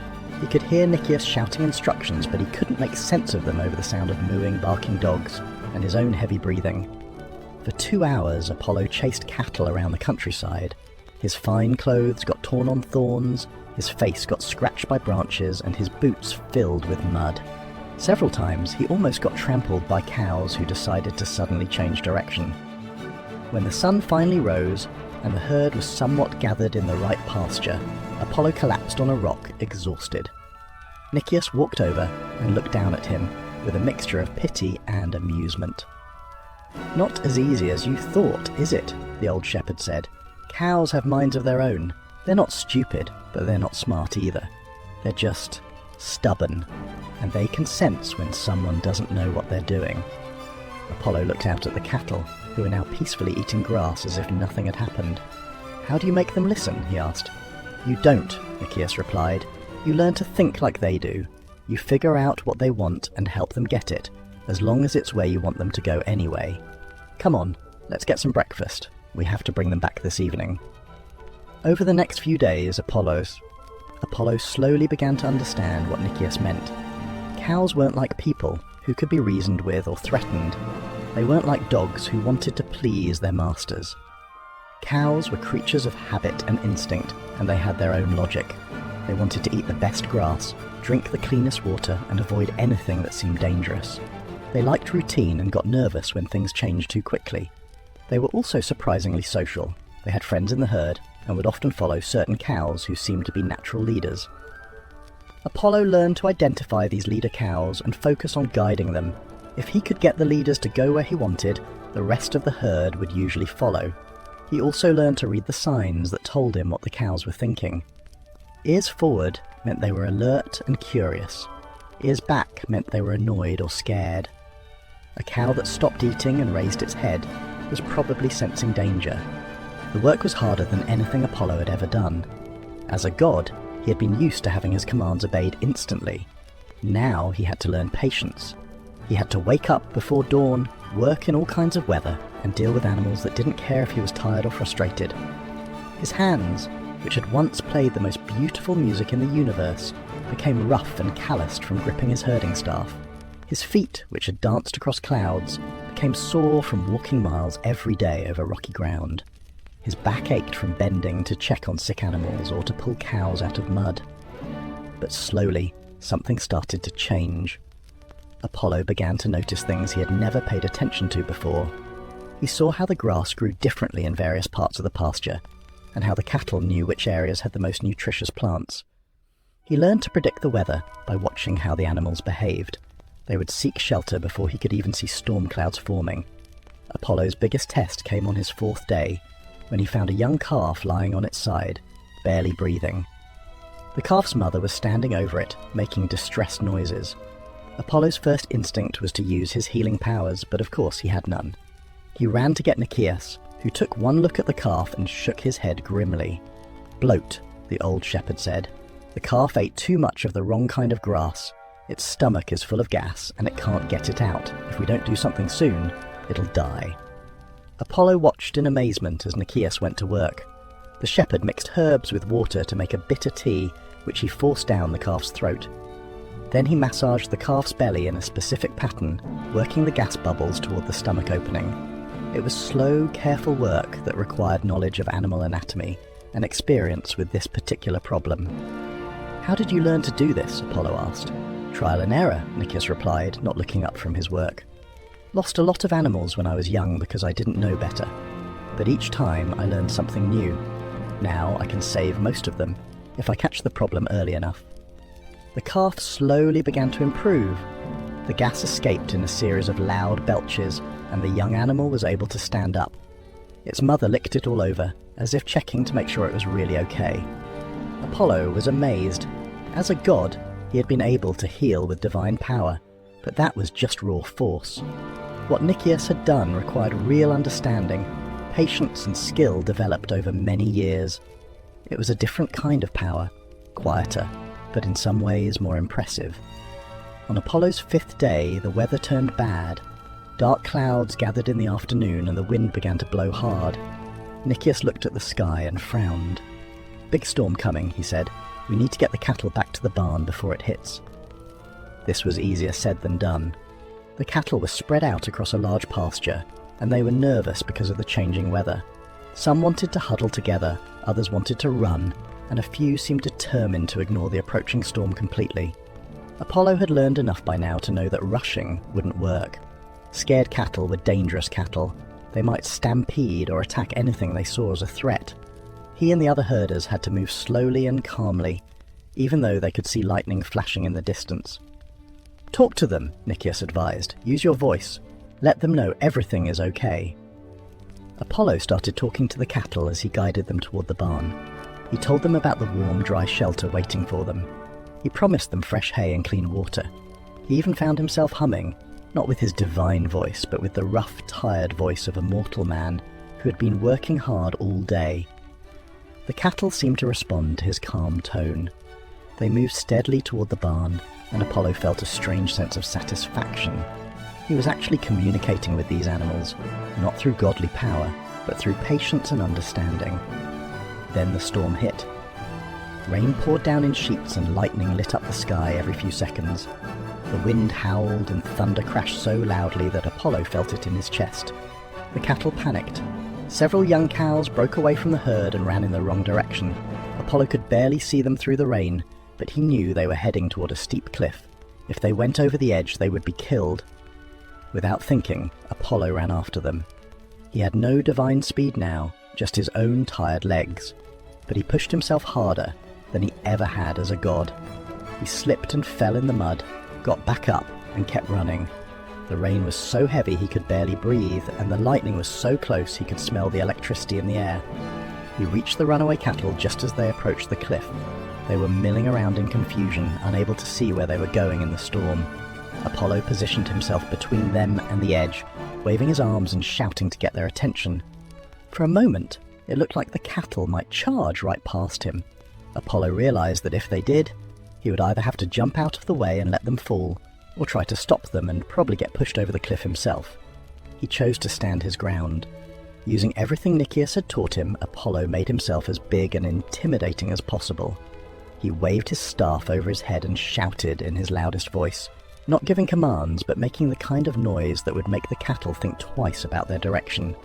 It worked. The cattle stopped, confused and frightened, but no longer running toward the cliff. Apollo slowly backed away from the edge, keeping himself between the animals and the danger. Step by step, he guided them back toward the barn. By the time they reached safety, Apollo was soaked to the skin and shaking with exhaustion. But all the cattle were alive and unhurt. Nicias clapped him on the shoulder and smiled. "Well done, boy," he said. "You might make a real herder yet." As the week went on, Apollo continued to learn things that surprised him. He discovered that different types of grass grew in different soils, and that cattle could tell the difference better than any human. He learned that the best pastures were the ones that had been grazed before, because the cattle's hooves and droppings actually helped the grass grow stronger. This fascinated him. As a god, Apollo had always thought of himself as separate from the natural world, above it, controlling it, but not really part of it. Now he was seeing how everything was connected. The grass fed the cattle fertilized the grass, the rain watered everything, and the sun, which he had once controlled, provided the energy that made it all possible.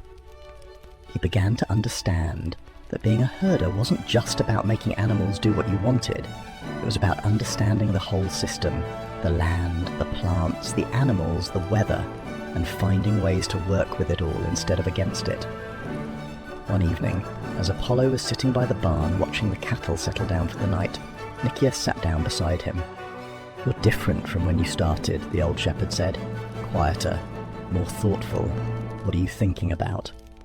Apollo looked out at the cattle, who were now completely calm and content. "I'm thinking about how much I didn't know," he said. "I thought I understood everything, but I was just looking at it from the outside." Nicias nodded. "That's the first step to real wisdom," he said, "knowing how much you don't know." Apollo's final test came on his 7th day, when a pack of wolves appeared near the pasture. Wolves were a constant threat to livestock, and losing even one cow to predators would be a serious blow to King Admetus's wealth. The wolves appeared just after dawn, when the cattle were grazing in the far pasture. There were 6 of them, lean and hungry-looking. They stayed at the edge of the forest, watching the herd and looking for weak or isolated animals. Apollo's first instinct was to grab a bow and hunt the wolves down, but he had no divine archery skills now, and the herders' bows were meant for hunting small game, not dangerous predators. Besides, Nicias had a different approach. "We don't kill them unless we have to," the old shepherd explained. "Wolves are smart and they remember. If we attack them, they'll come back with more wolves and be more aggressive. Our job is to make them think this herd isn't worth the trouble." So, Apollo learned the art of intimidation without violence. He and the other herders spread out around the herd, making themselves as visible as possible. They lit fires and made noise, playing pipes and drums to show the wolves that the cattle were well protected. The wolves watched for hours, testing the herders' vigilance. Several times they made feints toward the herd, trying to see if the humans would react. Each time, Apollo and the others responded immediately, moving to block the wolves' path and making it clear that any attack would be met with resistance. It was a battle of patience and nerves. The wolves were hungry, but they weren't desperate. They had other options for food, and they knew that attacking a well-guarded herd was risky. The herders were tired, but they knew that showing any weakness would invite an assault. Finally, as the sun began to set, the wolves gave up and disappeared back into the forest. The cattle, who had been nervous all day, finally relaxed and went back to grazing. Apollo realized that this was another kind of power, not the raw force he had wielded as a god, but the power of persistence, strategy, and understanding your opponent. The wolves weren't evil, they were just trying to survive, like every other creature. The herders weren't their enemies, they were just competitors for the same resources. During those 7 days, Apollo also learned about the smaller, quieter aspects of caring for livestock that he had never considered.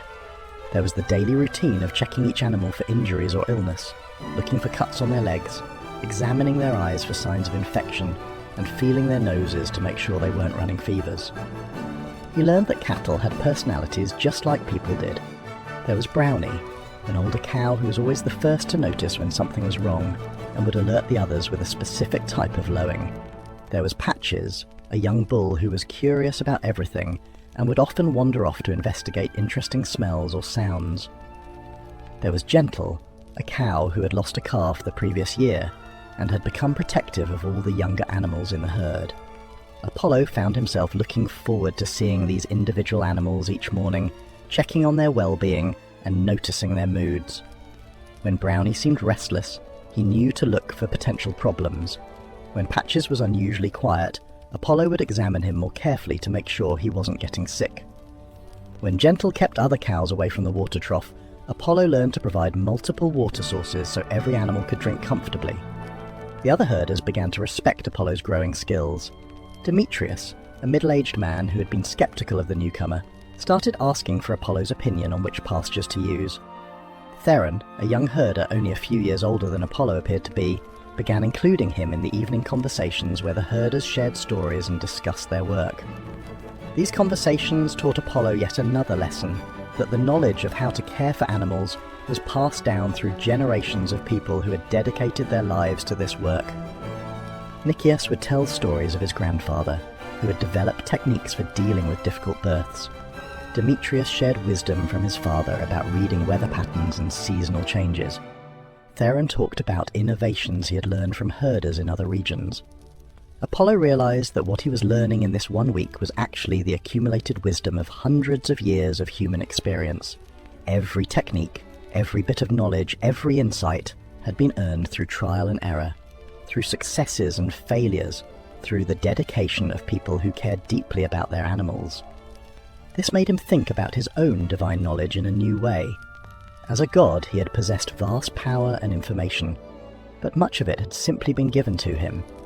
He had never had to struggle to learn something, never had to practice a skill until his hands were sore, never had to fail repeatedly before finally succeeding. There was something valuable in that struggle, something that couldn't be gained any other way. The satisfaction Apollo felt when he successfully guided the herd through a difficult situation was different from the satisfaction he had felt when using his divine powers. It was deeper, more personal, more connected to who he was as an individual, rather than what he was as a god. On his 6th day, Apollo experienced something that would stay with him forever. A cow named Starlight was giving birth, and there were complications. The calf was positioned wrong, and both mother and baby were in danger. Nicias was away dealing with sick sheep, and the other herders were busy with their own tasks. Apollo found himself alone with Starlight, who was clearly in distress. She was lying on her side, breathing heavily, and making low, moaning sounds that spoke of pain and fear. Apollo had watched Nicias help with births before, but he had never done it himself. He knew that if he made a mistake, both animals could die, but he also knew that if he didn't try to help, they would almost certainly die anyway. He talked to Starlight in a calm, soothing voice while he examined the situation. The calf's position was indeed wrong. It was trying to be born backwards, which was dangerous for both animals. Apollo would have to try to turn the calf around, a delicate and difficult process that required both strength and gentleness. Working carefully, Apollo managed to reposition the calf. It took nearly an hour of patient work, with Starlight growing weaker throughout the process. Several times, Apollo wasn't sure if either animal would survive. Finally, the calf was born. It was a healthy female, and after a few anxious minutes, she began breathing strongly. Starlight, exhausted but relieved, began licking her newborn clean. Apollo sat back on his heels, covered in mud and birth fluids, more tired than he had ever been in his immortal life, but he was also filled with a sense of accomplishment that was completely new to him. He had saved 2 lives, not through divine power, but through knowledge, skill, and determination. When Nicias returned and saw what had happened, he was amazed. "You did this yourself?" he asked, examining both mother and calf. "This is difficult work, even for experienced herders. You have real talent for this." Apollo looked at the newborn calf, who was now standing on shaky legs and trying to nurse. "I just did what needed to be done," he said. "That's what being a herder is," Nicias replied. "Doing what needs to be done, when it needs to be done, whether you feel like it or not." As Apollo's week of service came to an end, he found himself strangely reluctant to leave. He had learned more in 7 days than he had in centuries of godhood. He had discovered muscles he didn't know he had, developed skills he had never needed, and gained a respect for the natural world that he had never possessed. King Admetus, who still didn't know Apollo's true identity, was impressed with the young herder's quick learning and dedication. "You have a gift with animals," the king told him. "If you ever want permanent work, you'll always have a place here." Apollo thanked the king but explained that he had to move on. He said goodbye to Nicias, who had become more than a teacher. He had become a friend. The old shepherd gave him a small wooden carving of a cow, saying, "So you'll remember what you learned here." As Apollo walked away from the palace, he felt his divine powers returning. The familiar energy flowed back into his body, and he could sense the music of the spheres once again. But he also felt something new, a deep appreciation for the world he had once taken for granted.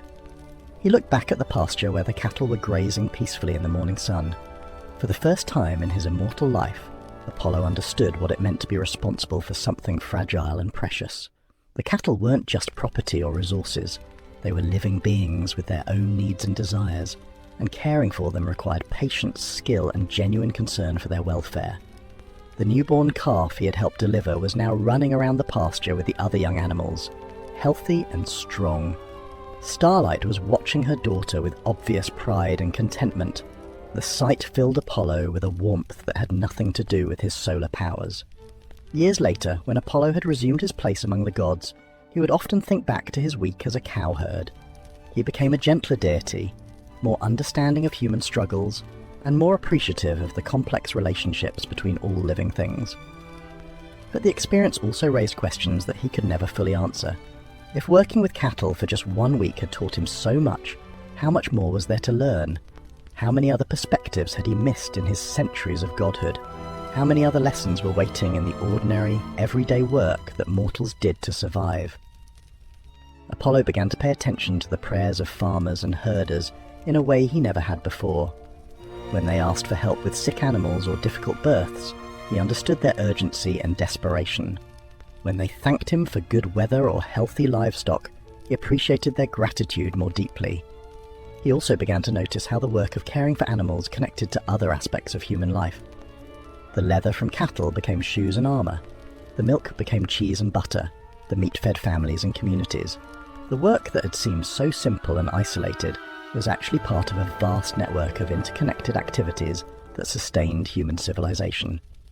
The week Apollo spent trying to manage a herd of cows became a story that spread throughout the ancient world.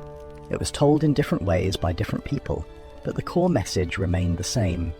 True wisdom comes not from power or knowledge alone, but from understanding and working with the world as it really is. And somewhere in the hills of ancient Greece, an old shepherd named Nikias would tell his grandchildren about the strange young man who learned to speak with cattle, who stood up to wolves, and who taught him that sometimes the gods themselves need to learn what it means to be human.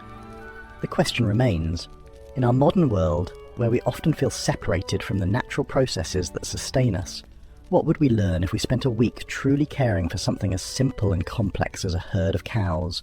What wisdom might we gain from stepping down from our pedestals and getting our hands dirty with the real work of living? Perhaps Apollo's week in the pasture has something to teach us all about the difference between having power over something and truly understanding it. In a world where we can control so much with technology and force, maybe we need to remember the lesson of the cattle, that real influence comes from patience, observation, and respect for the natural order of things.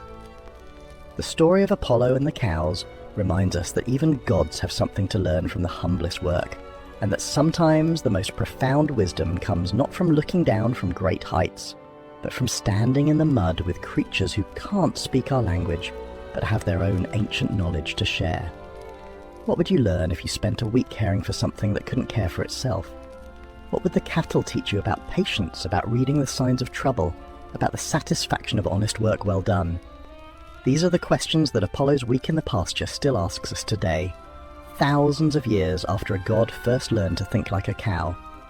And maybe that's the most important lesson of all, that learning never ends, that wisdom can come from the most unexpected places, and that sometimes the greatest teachers are the ones who never say a word, but show us through their simple existence what it means to live in harmony with the world around us.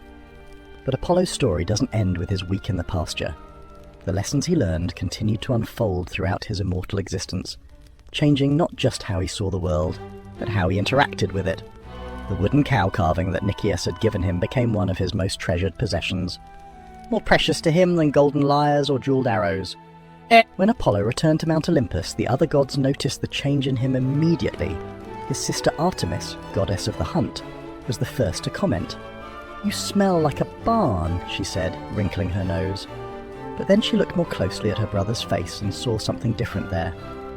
"And you look older somehow. Not older in years, but older in understanding." Apollo tried to explain what had happened to him, but the other gods didn't really comprehend. How could working with cattle teach him anything he didn't already know? Ares, the god of war, laughed outright. "You're telling me that a bunch of dumb animals taught the great Apollo something new? What's next? Are you going to learn philosophy from chickens?" But Athena, goddess of wisdom, listened more carefully. She had always been interested in knowledge and learning, though her approach was usually more intellectual than practical. "Tell me about the sick calf," she said, "the one that was dying from bloat. How exactly did the shepherd save it?" As Apollo described Nicias' patient, methodical approach to treating the calf, Athena began to understand. This wasn't just about animal care, it was about a completely different way of understanding the world. Instead of imposing solutions from above, the shepherd had worked with the natural processes of the animal's body. Instead of using force, he had used knowledge and patience. "It's the difference between commanding and cooperating," Apollo explained. "As gods, we're used to making things happen through our will. But Nicias showed me that sometimes you accomplish more by understanding what wants to happen naturally and helping it along. This conversation planted a seed in Athena's mind. She began to pay more attention to human craftsmen and inventors, watching how they worked with materials rather than against them. She started to appreciate the wisdom of potters who understood clay, blacksmiths who knew metal, and weavers who worked with the natural properties of different fibers. Apollo's experience also changed his relationship with his father Zeus. The king of the gods had expected his son to return humbled and repentant, and Apollo was indeed both of these things.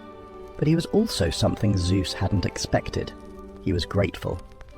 "Thank you," Apollo said when he next met with Zeus, "for sending me to work with the cattle. I learned more in that week than I had in centuries." Zeus was taken aback. He had meant the punishment to be harsh, a lesson about the consequences of defying divine authority. He hadn't expected Apollo to thank him for it. "What exactly did you learn?" Zeus asked, genuinely curious. Apollo thought for a long moment. "I learned what it feels like to be responsible for something that depends completely on your care. I learned that real power isn't about forcing your will on others. It's about understanding what they need and helping them get it. I learned that wisdom isn't something you can just possess. It's something you have to earn through experience." Zeus found himself thinking about these words long after Apollo had left. The king of the gods had always ruled through strength and fear, demanding obedience from both gods and mortals.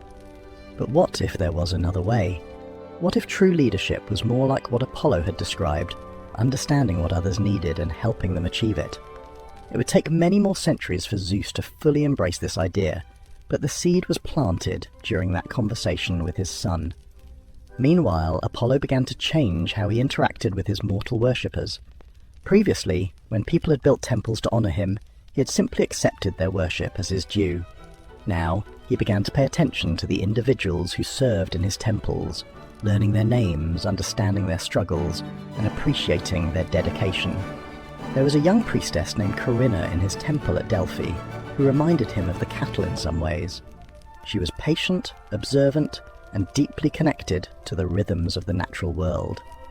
When people came to the temple seeking prophecies, Corinna would spend time with them first, listening to their concerns and understanding their situations before bringing them to the sacred oracle. Apollo began to work more closely with Corinna, sharing insights that would help her guide the temple visitors more effectively, but he also found himself learning from her, just as he had learned from Nicias. Corinna understood people in a way that Apollo, despite all his divine wisdom, still struggled with. "Why do you think that merchant keeps coming back?" Apollo asked her one day. A middle-aged trader had visited the temple 3 times in the past month, always asking the same questions about his business ventures. "He's not really asking about his business," Corinna replied. "He's asking whether he's a good person. His father was a merchant too, but an honest one. This man has been cutting corners, cheating customers, lying about his goods. He keeps hoping we'll tell him it's okay, that the gods approve of what he's doing." Apollo was amazed by this insight. He had been focused on the surface questions about trade routes and profits, but Corinna had seen the deeper issue, a man wrestling with his conscience. "What should we tell him?" Apollo asked. "The truth," Corinna said simply, "that he already knows what he needs to do. He just needs the courage to do it." This became another important lesson for Apollo. Sometimes people didn't need divine intervention or magical solutions. Sometimes they just needed someone to help them see what they already knew in their hearts. Apollo also began to take a greater interest in the practical aspects of agriculture and animal husbandry. He would visit farms and pastures in disguise, learning about new techniques and innovations. He discovered that mortal farmers and herders were constantly experimenting, constantly learning, constantly improving their methods. There was an old farmer named Lycus who had developed a new way of rotating crops that kept the soil healthy year after year. There was a young shepherdess named Melania who had figured out how to breed sheep for both better wool and better meat. There was a cowherd named Philippos who had learned to predict cattle diseases days before they became serious, just by watching subtle changes in the animal's behaviour. Apollo began to share these innovations with other farmers and herders, becoming a conduit for the exchange of practical knowledge. But he was careful to do it in a way that honoured the original discoverers, never claiming credit for insights that belonged to hard-working mortals. This led to another realization, that knowledge belonged not to any one person or god, but to everyone who could benefit from it. The techniques that Nicias had taught Apollo for caring for cattle shouldn't be hoarded or kept secret. They should be shared with anyone who needed them. Apollo began to inspire travelling teachers who would go from farm to farm, sharing the best practices they had learned. He encouraged the development of agricultural festivals, where farmers and herders could gather to exchange ideas and techniques. He supported the creation of written records that would preserve important knowledge for future generations. But perhaps the most profound change in Apollo was in how he understood his role as a god of healing. Previously, he had thought of healing as something he did to people, using his divine power to cure diseases or mend injuries. Now he began to understand healing as something he could do with people, working together with mortal healers to understand and treat illness. He began spending time with physicians and herbalists, learning about their methods and understanding their challenges. He discovered that the best healers, like the best herders, were keen observers who paid attention to subtle signs and changes. They didn't just treat symptoms, they tried to understand the underlying causes of illness. There was a physician named Hippocles who had developed a new approach to treating fevers. Instead of using dramatic interventions, he would carefully monitor his patients, adjusting their food and drink based on subtle changes in their condition. His success rate was much higher than physicians who relied on more aggressive treatments. Apollo was fascinated by this approach. It reminded him of how Nicias had treated the bloated calf, not with force or drama, but with patient observation and careful adjustments based on what the animal's body was telling him. Working with these mortal healers also taught Apollo about the importance of teaching and learning. The best physicians didn't just hoard their knowledge, they passed it on to apprentices and students. They understood that medicine was too important to be limited to any one person's abilities. Apollo began to inspire the creation of healing schools where knowledge could be shared and preserved. He encouraged physicians to document their methods and discoveries, creating libraries of medical knowledge that would benefit future generations. But he also learned something equally important about the limits of knowledge. Even the best physicians sometimes lost patience. Even the most skilled farmers sometimes had bad harvests. Even the most experienced herders sometimes lost animals to predators or disease. This was perhaps the hardest lesson for Apollo to accept. As a god, he had been used to the idea that there was always a solution, always a way to fix things if you just had enough power or knowledge. But his week with the cattle had shown him that sometimes, despite your best efforts, things went wrong. The key was not to let these failures discourage you, but to learn from them and keep trying to do better. Nicias had lost animals over the years, but each loss had taught him something that helped him save other animals later. The failures weren't signs of inadequacy, they were part of the learning process. Apollo began to apply this understanding to his own divine work. When people prayed to him for healing and he couldn't save them, he no longer saw it as a failure of his power. Instead, he tried to understand what he could learn from the situation and how that knowledge might help others in the future. This more humble approach to his divine role made Apollo more beloved among mortals, not less. People appreciated a god who understood their struggles and limitations, rather than one who simply expected worship and obedience. The changes in Apollo also affected his relationships with other aspects of nature. As the god associated with the sun, he had always controlled the daily journey of light across the sky. But now he began to pay more attention to how his solar power affected the plants and animals below. He noticed how different crops needed different amounts of sunlight at different stages of their growth. He observed how cattle and sheep behaved differently on cloudy days versus sunny ones. He saw how the angle and intensity of sunlight affected everything from the flowering of fruit trees to the migration patterns of birds. This deeper understanding allowed Apollo to fine-tune his solar duties in ways that better supported life on Earth. Instead of simply following a fixed routine, he began to adjust the quality and timing of sunlight to support the needs of growing things. Farmers began to notice that their crops seemed to do better, though they didn't realize it was because Apollo was paying more careful attention to their needs. Herders found that their animals were healthier and more productive, not knowing that the god of the sun was now considering their welfare when he planned each day's weather. Apollo's new perspective also changed his approach to music and poetry, the other arts for which he was famous. Previously, his divine music had been perfect but somewhat remote, beautiful sounds that inspired awe but didn't necessarily connect with human experience. Now, Apollo began to incorporate the rhythms and sounds he had learned during his week with the cattle. The patient lowing of cows, the gentle sounds of animals settling down for the night, the rustle of grass in the wind, all of these became part of his musical vocabulary. His poetry, too, became more grounded in real experience. Instead of only writing about heroic deeds and divine romance, Apollo began to compose verses about the satisfaction of honest work, the beauty of simple moments, and the wisdom that could be found in everyday life. These new compositions were different from his previous work, less grandiose perhaps, but more moving. They spoke to people's actual experiences rather than just their aspirations. A farmer listening to one of Apollo's new songs might hear something that reminded him of his own work in the fields. A shepherd might recognize the truth of his own experience with his flocks. Apollo also began to pay attention to mortal musicians and poets in a new way. Instead of just inspiring them with divine visions, he started listening to what they had to say. He discovered that mortals, with their limited lifespans and direct experience of struggle, often had insights that even gods could benefit from. There was a bard named Orpheon who sang about the loneliness of night watchmen. There was a poet named Sappho who wrote about the small, tender moments between friends. There was a musician named Terpender who had developed new techniques for expressing emotion through the rhythm and tempo of his playing. Apollo learned from all of these artists, incorporating their innovations into his own work and sharing their techniques with other musicians.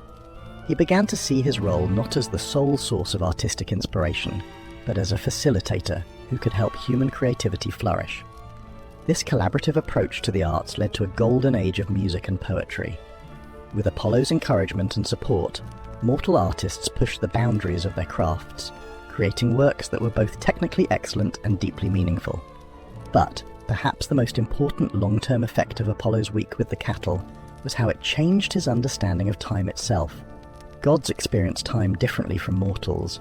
Centuries can pass like days, and immortality makes it easy to take a long-term view of everything. But caring for livestock had taught Apollo about the importance of daily rhythms, seasonal cycles, and the immediate needs of living creatures. Cows needed to eat every day, not just when it was convenient. Sick animals needed attention right away, not when the god felt like providing it. This awareness of immediate needs and daily responsibilities began to influence all of Apollo's divine work. Instead of only thinking about grand cosmic plans that might unfold over centuries, he began to pay attention to what was needed right now, today, in this moment. This shift in perspective made Apollo more responsive to prayers and more attentive to the daily struggles of mortals. People began to notice that their prayers to Apollo seemed to be answered more quickly and more practically than before. A farmer praying for help with sick livestock might find that he suddenly remembered a remedy his grandfather had taught him. A merchant worried about a business decision might encounter exactly the right person to give him good advice. A parent concerned about a child's illness might dream of a healing herb that grew nearby. These weren't dramatic divine interventions, but subtle nudges and helpful coincidences that made people's lives a little easier and more hopeful. Apollo had learned that sometimes the most powerful help was the kind that worked with natural processes rather than overriding them. The wooden cow carving that Nicias had given Apollo became a symbol of all these changes. Apollo kept it on his altar on Mount Olympus, where other gods would sometimes notice it and ask about its significance. Each time he told the story, Apollo discovered new layers of meaning in his experience.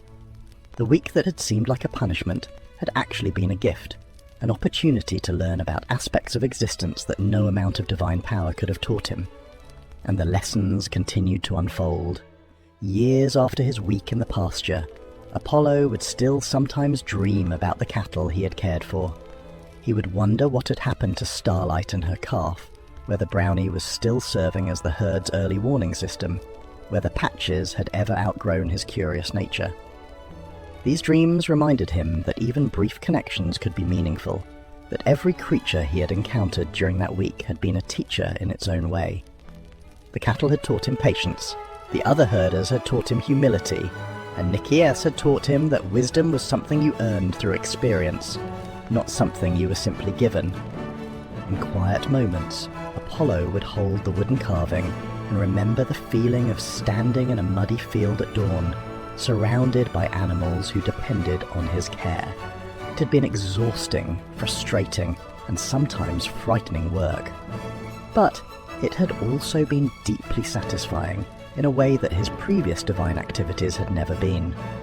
The carvings served as a reminder of something that was easy for immortals to forget, that every day mattered, that every small act of care was important, and that true wisdom came not from standing above the world, but from being willing to get down in the dirt and work alongside all the other creatures who called the earth home.